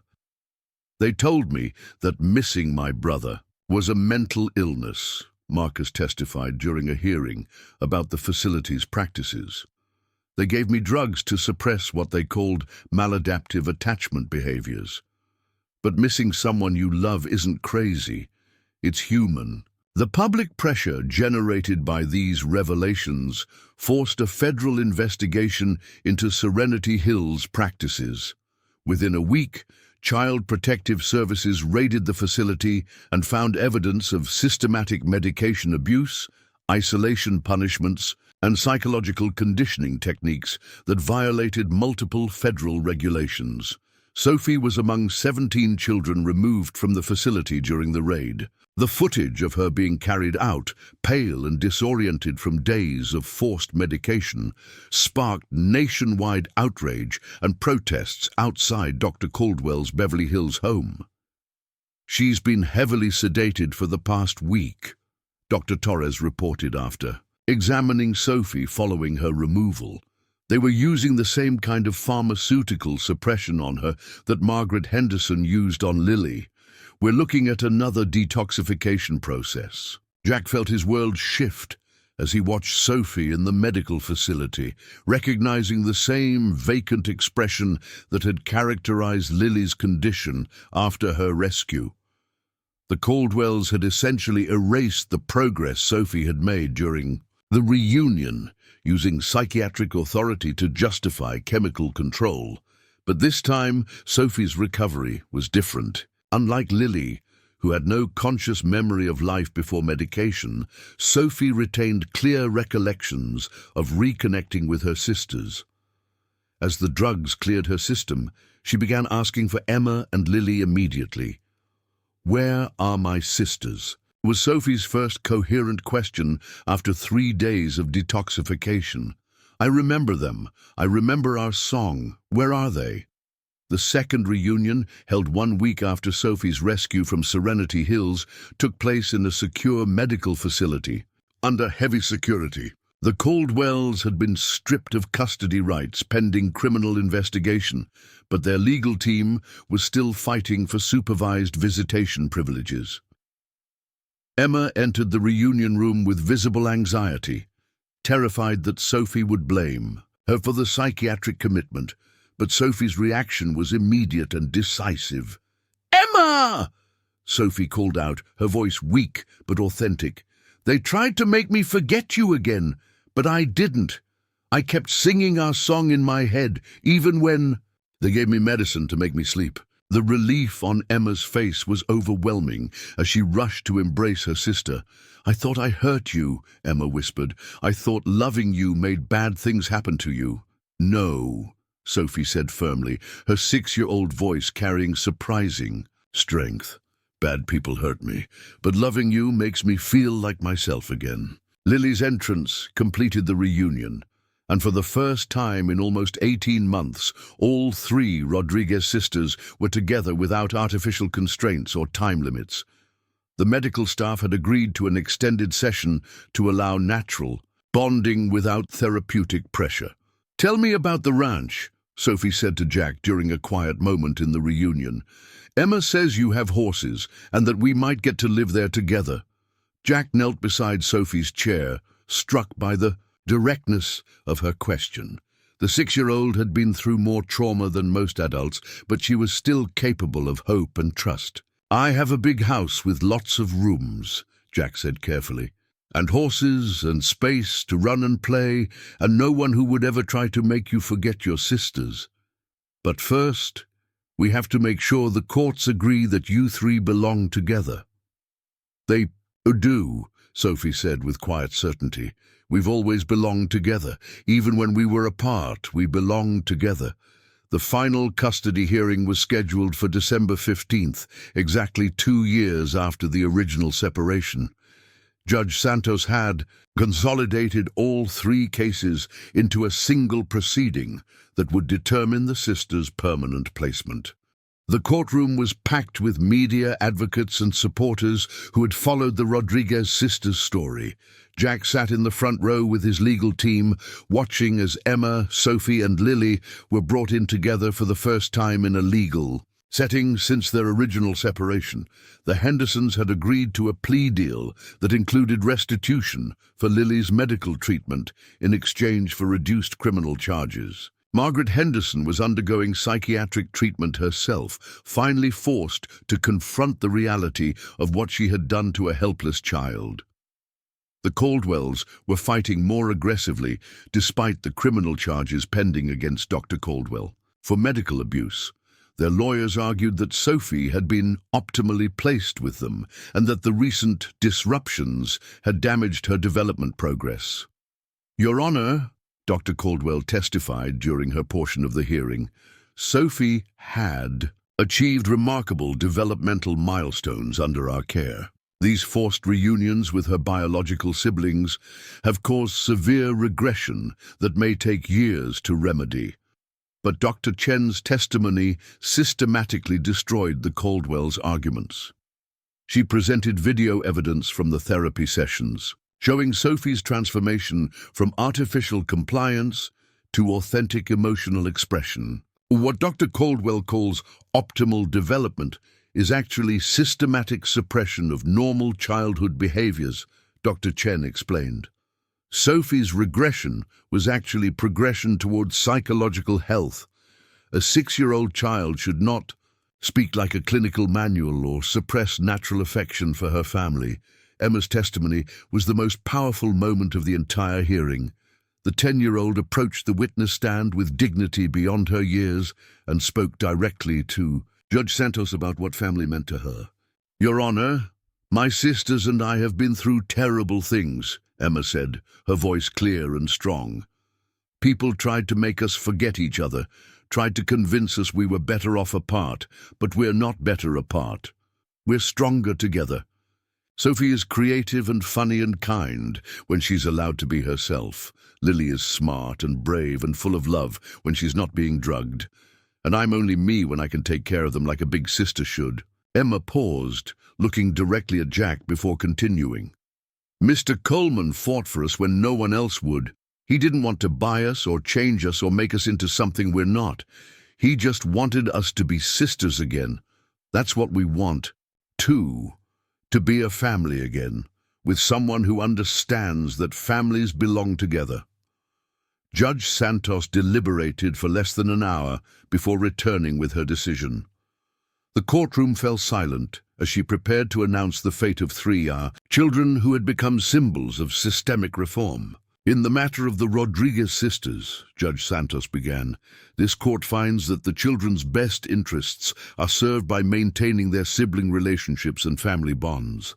The evidence clearly demonstrates that separation has caused significant trauma, while reunification has promoted healing and healthy development." Jack felt his heart stop as he waited for the final words. "Custody of Emma Isabella Rodriguez, Sophie Rose Rodriguez, and Lily Marie Rodriguez is hereby awarded to Jackson Coleman, subject to completion of adoption proceedings and ongoing supervision by Family Services." The courtroom erupted in applause and cheers as 2 years of legal battles, media campaigns, and personal transformation reached their conclusion. But Jack's attention was focused entirely on 3 little girls who were finally, officially, permanently sisters again. Emma's face radiated pure joy as she turned to hug Sophie and Lily. Sophie was crying tears of relief and happiness, and even Lily clapped her hands with delight at the celebration around them. "Are we really going home together?" Sophie asked Jack as the legal formalities concluded. "We're really going home together," Jack confirmed, gathering all 3 girls into his arms. Forever this time. The war for the Rodriguez sisters was over, but their real journey, healing as a family and building the home Emma had drawn in her pictures, was just beginning. The first night at Coleman Ranch was nothing like the fairy tale ending Jack had imagined. Emma sat rigid in the passenger seat of his truck as they drove through the Montana darkness, her arms wrapped protectively around Lily, while Sophie pressed herself against the far window, staring out at the unfamiliar landscape with wide, anxious eyes. "It's so dark," Sophie whispered, her voice small and uncertain. After 18 months of Beverly Hills mansions and psychiatric facilities, the vast emptiness of rural Montana felt alien and threatening. "There are more stars here than anywhere else in the world," Jack said gently, glancing at her in the rearview mirror. "Tomorrow morning I'll show you the sunrise over the mountains. It's something special." Lily had fallen asleep during the 3-hour drive from the courthouse, exhausted by the emotional intensity of the day. But even in sleep, she clung to Emma's hand, as if afraid that separation might happen again if she let go. Emma remained silent, her face a mask of controlled wariness that reminded Jack of their first meeting.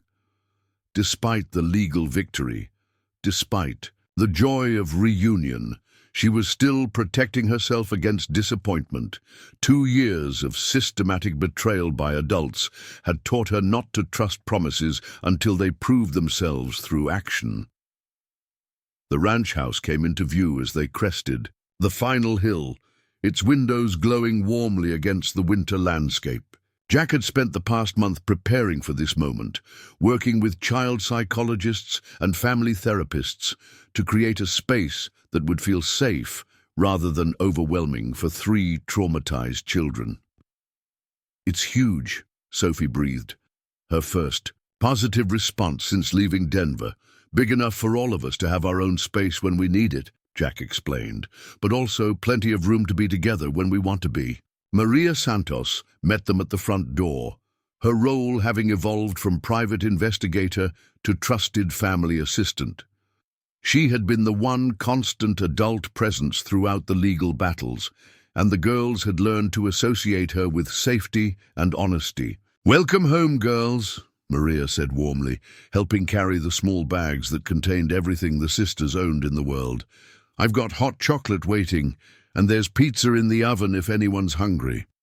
The interior of the ranch house had been carefully designed to feel welcoming rather than intimidating. Child-safe but not childish, comfortable but not overwhelming.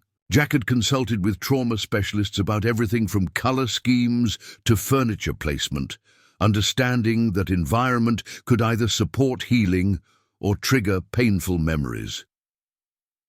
Emma surveyed the living room with the practiced eye of someone who had learned to assess adult reliability through their living spaces. Jack watched her take in the family photographs, carefully generic to avoid pressure, the bookshelves filled with age-appropriate reading material, and the comfortable seating arranged for both privacy and connection. "Where will we sleep?"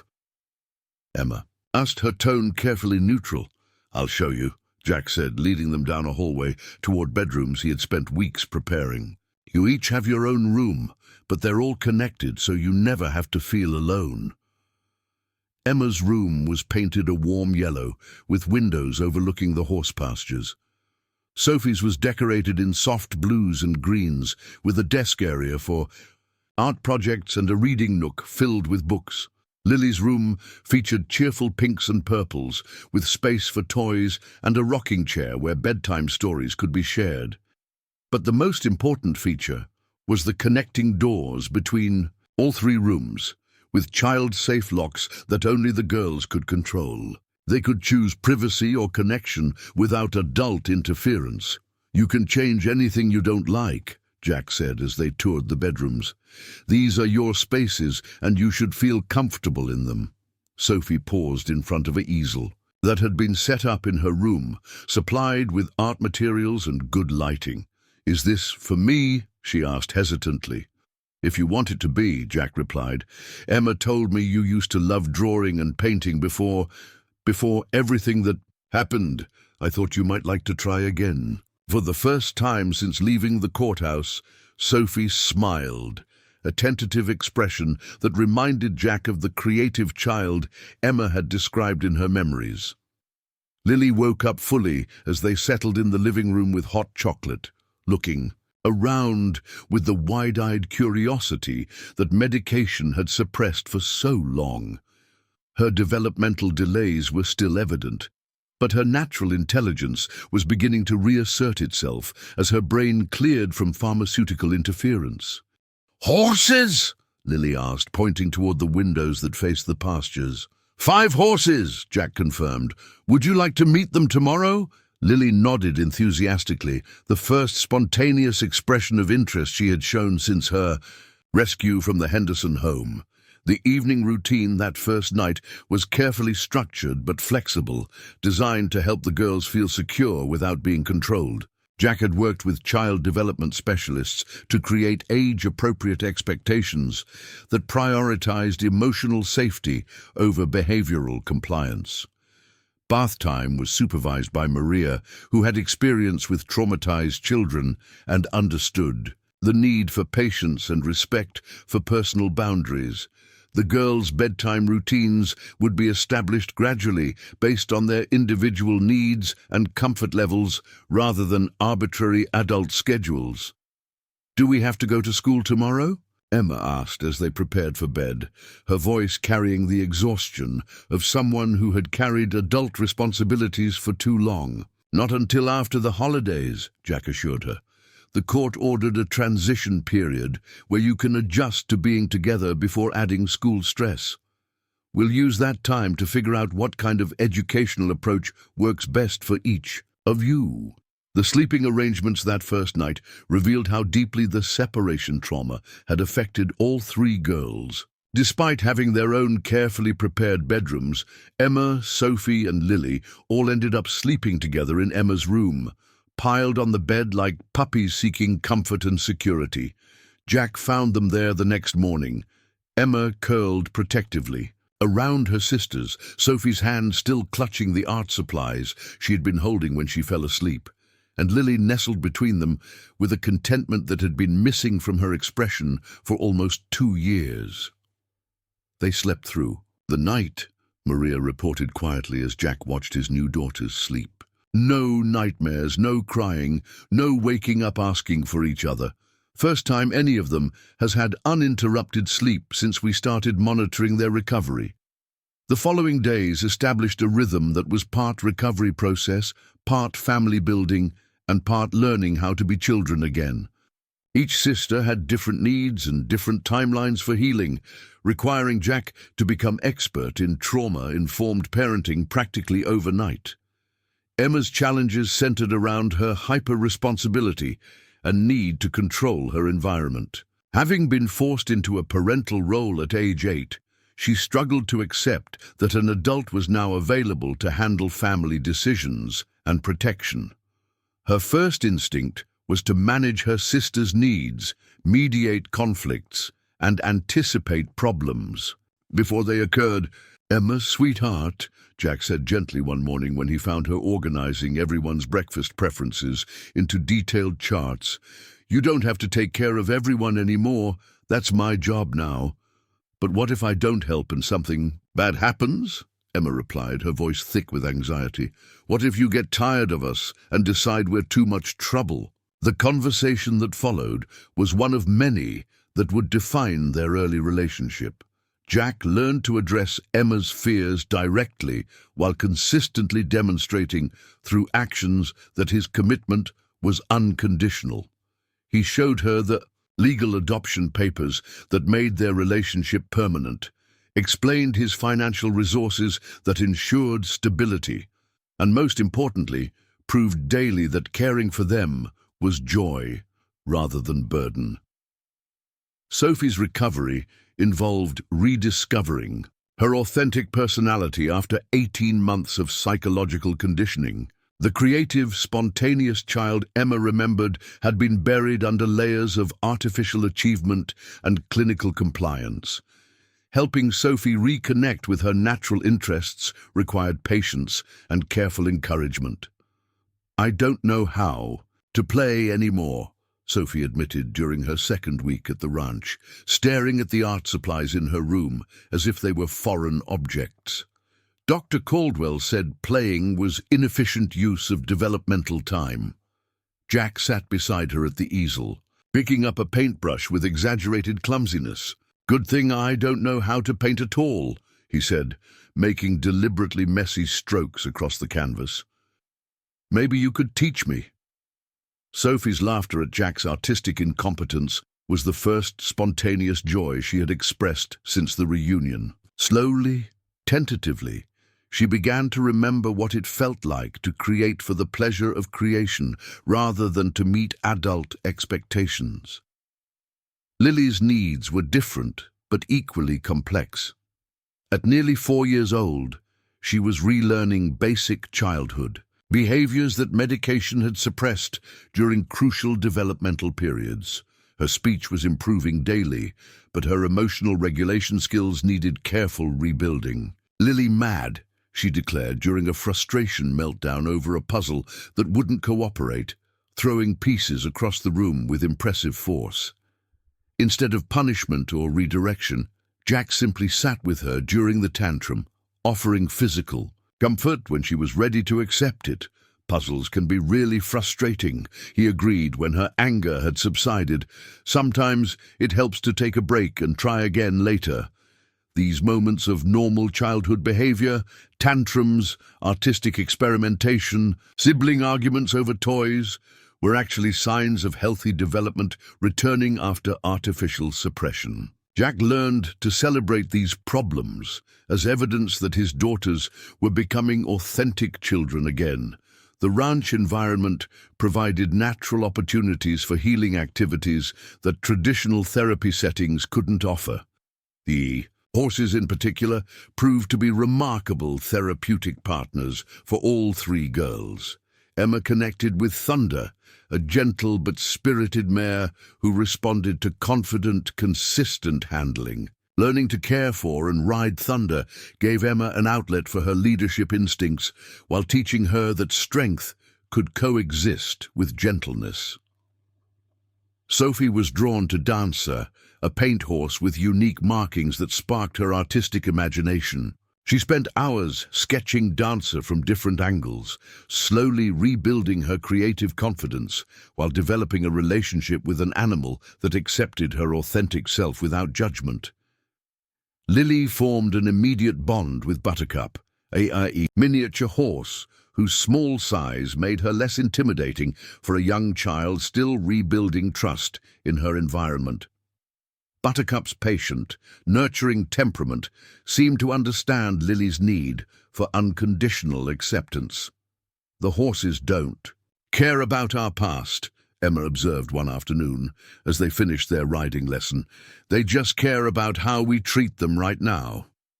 Jack recognized the wisdom in her statement, understanding that animals offered something human relationships couldn't during early recovery: judgment-free acceptance and immediate feedback about authentic versus artificial behavior.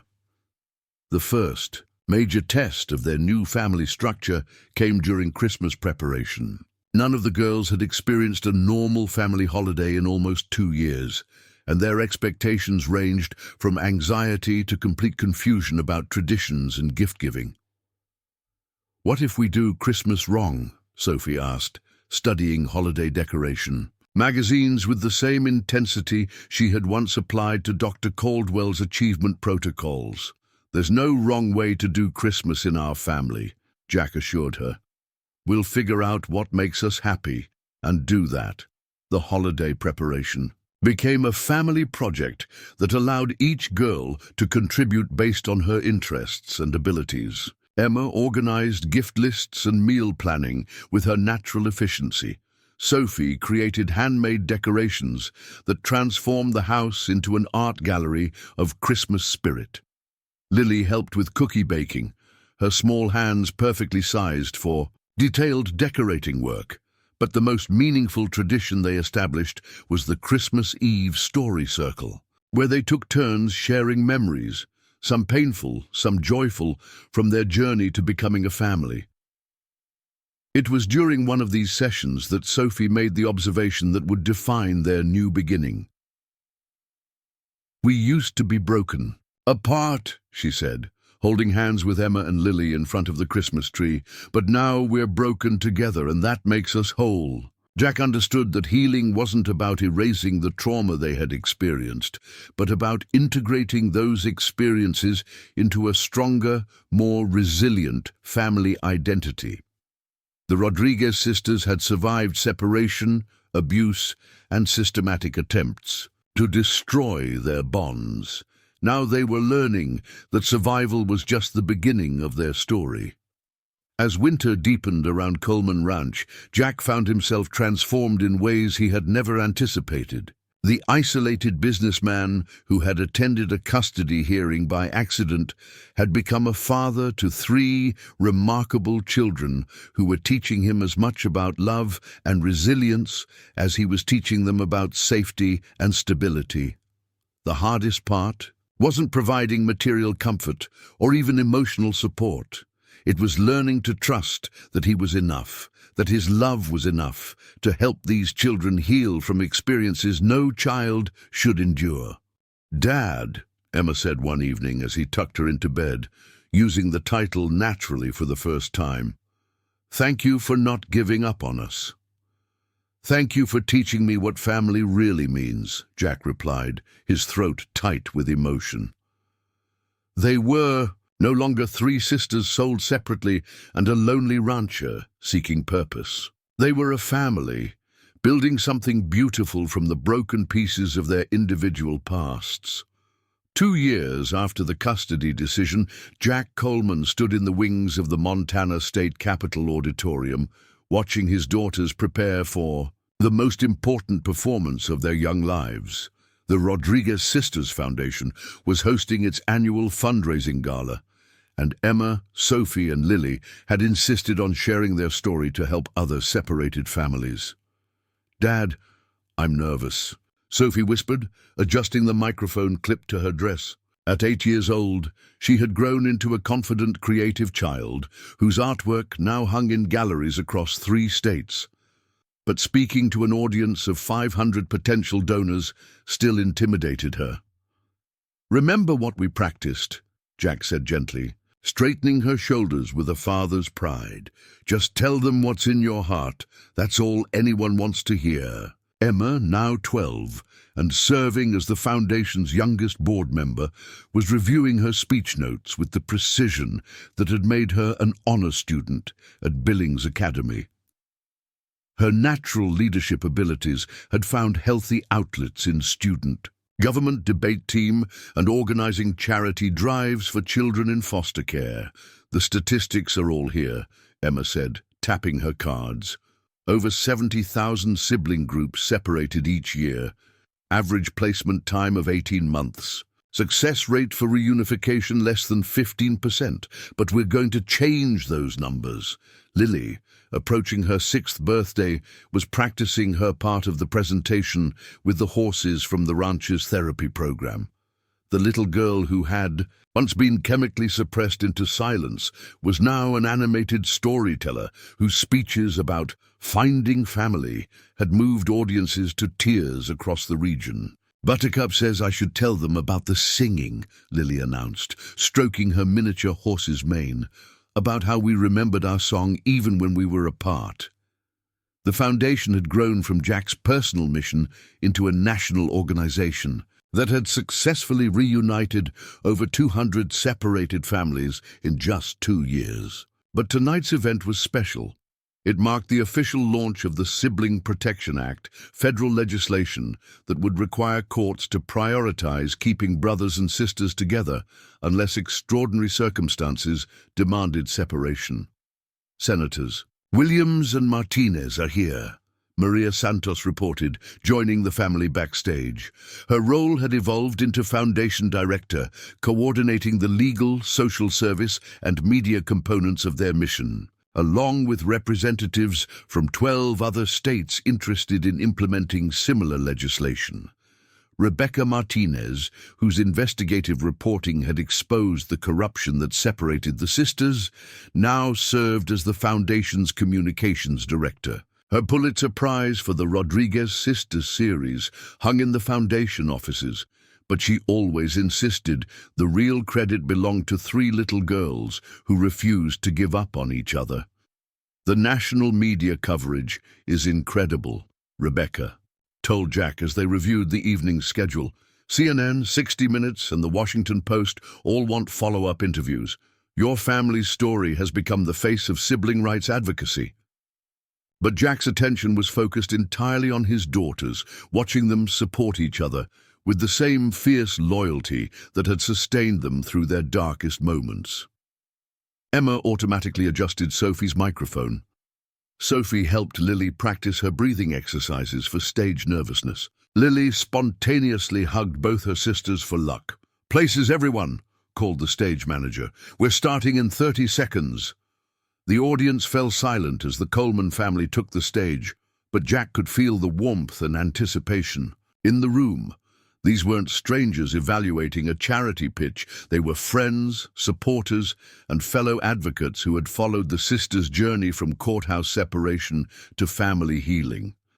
Emma stepped forward first, her voice clear. and confident as she addressed the crowd. 2.5 years ago, my sisters and I stood in a courtroom, while adults decided that we were better off apart.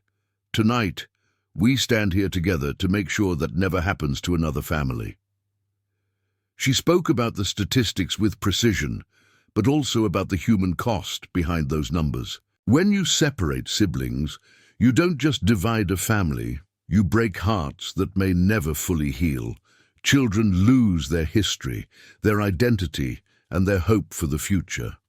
Sophie's presentation focused on the recovery process, using her artwork to illustrate the journey from trauma to healing.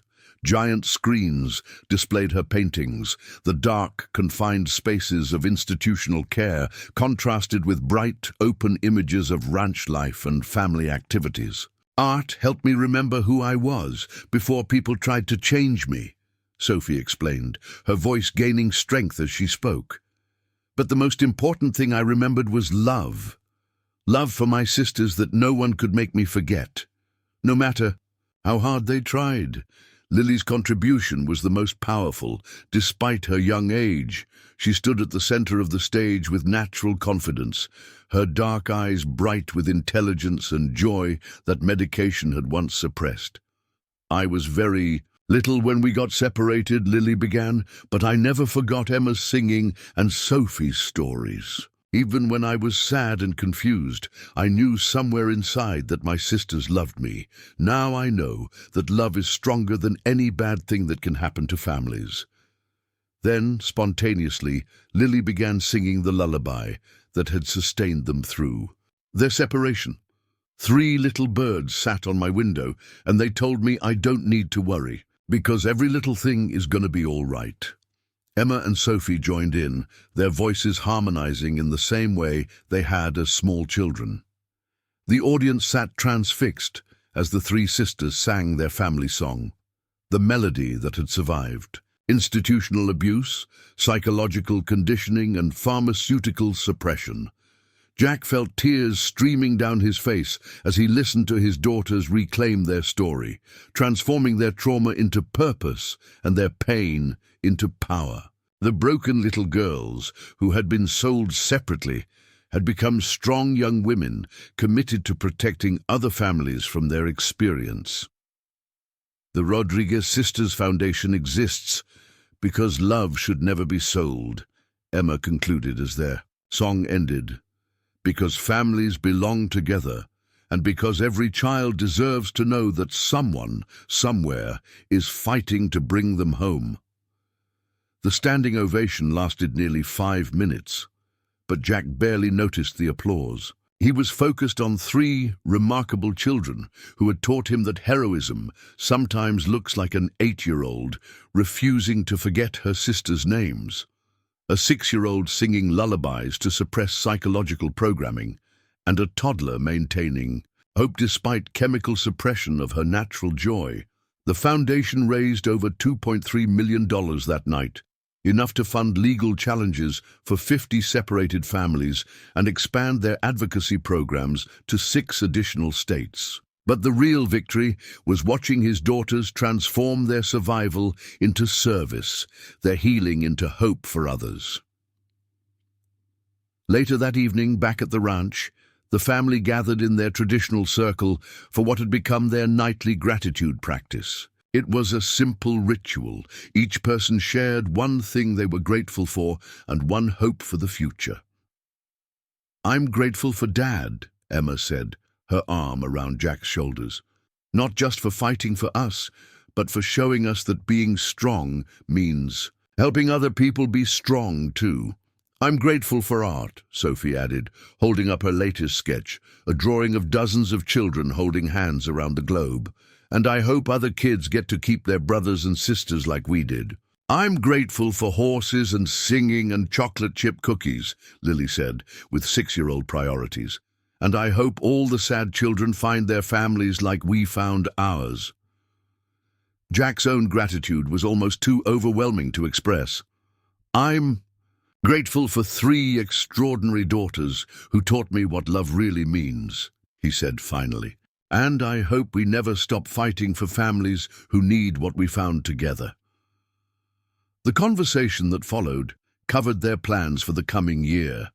Emma's acceptance into a prestigious summer program for young leaders, Sophie's first solo art exhibition at the Billings Gallery, Lily's excitement about starting first grade, and the family's upcoming trip to Washington, D.C. to testify before Congress about the Sibling Protection Act.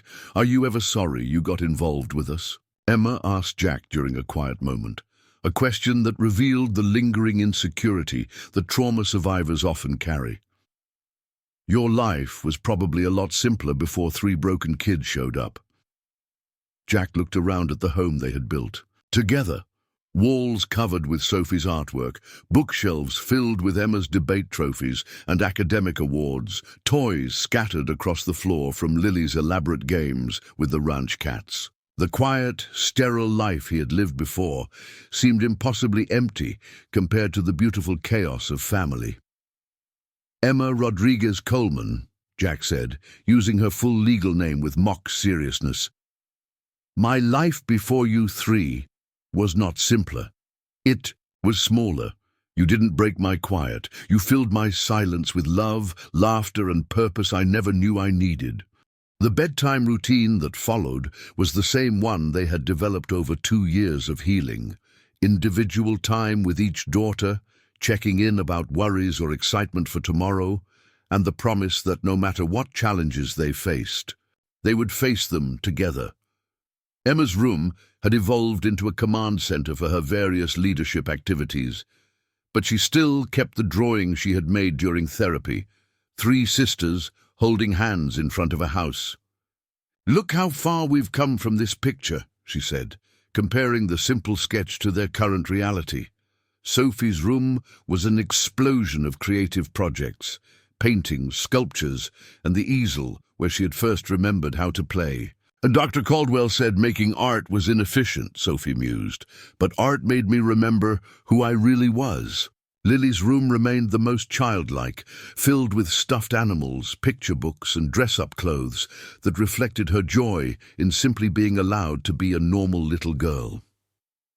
"Dad," she said sleepily as Jack tucked her in, "will you always be our dad, even when we're grown-ups?" "Always," Jack promised, the same reassurance he had given hundreds of times since their first night together. Being a family isn't something that stops, it's something that grows stronger. As Jack made his final rounds of the house, checking locks, turning off lights, ensuring the security that had become second nature after their early experiences with legal challenges, he reflected on the journey that had brought them to this moment. The oil fortune that had once been his primary identity now served mainly as a tool for advocacy and stability for his daughters. The lonely rancher, who had attended a custody hearing by accident, had discovered that the most important things in life couldn't be purchased. They had to be fought for, nurtured, and protected every single day. The Rodriguez sisters had been sold separately by a system that valued profit over people, but they had been reunited by love that refused to accept defeat. Their story had become a catalyst for change that would protect thousands of other families from similar trauma. Outside his bedroom window, Jack could see the pastures where his daughters rode their horses each morning, the barn where they cared for animals that had helped them heal, and the mountains that had witnessed their transformation from broken individuals into a thriving family. The 3 little birds from their lullaby had indeed been right. Every little thing had become all right. Not perfect, not without challenges, but all right in the way that only families forged in adversity and strengthened by choice could understand. Emma's determination had never wavered, even when adults tried to convince her that her sisters were better off without her. Sophie's creativity had survived systematic attempts to suppress her authentic self. Lily's joy had emerged intact despite chemical suppression of her natural development. And Jack had learned that the fortune he had spent his life building was worthless compared to the family he had found. As he settled into sleep, Jack's last thought was of gratitude for a courthouse hearing he had attended by accident, for three little girls who refused to give up on each other, and for the discovery that sometimes the most unexpected journeys lead to the most extraordinary destinations. The Rodriguez sisters were no longer sold separately. They were forever family, and their love had become a force that would protect other children from the trauma they had endured. Every little thing was all right. Up next, you've got two more standout stories right on your screen. If this one hit the mark, you won't want to pass these up. Just click and check them out. And don't forget to like, subscribe, and turn on the notification bell so you don't miss any upload from us.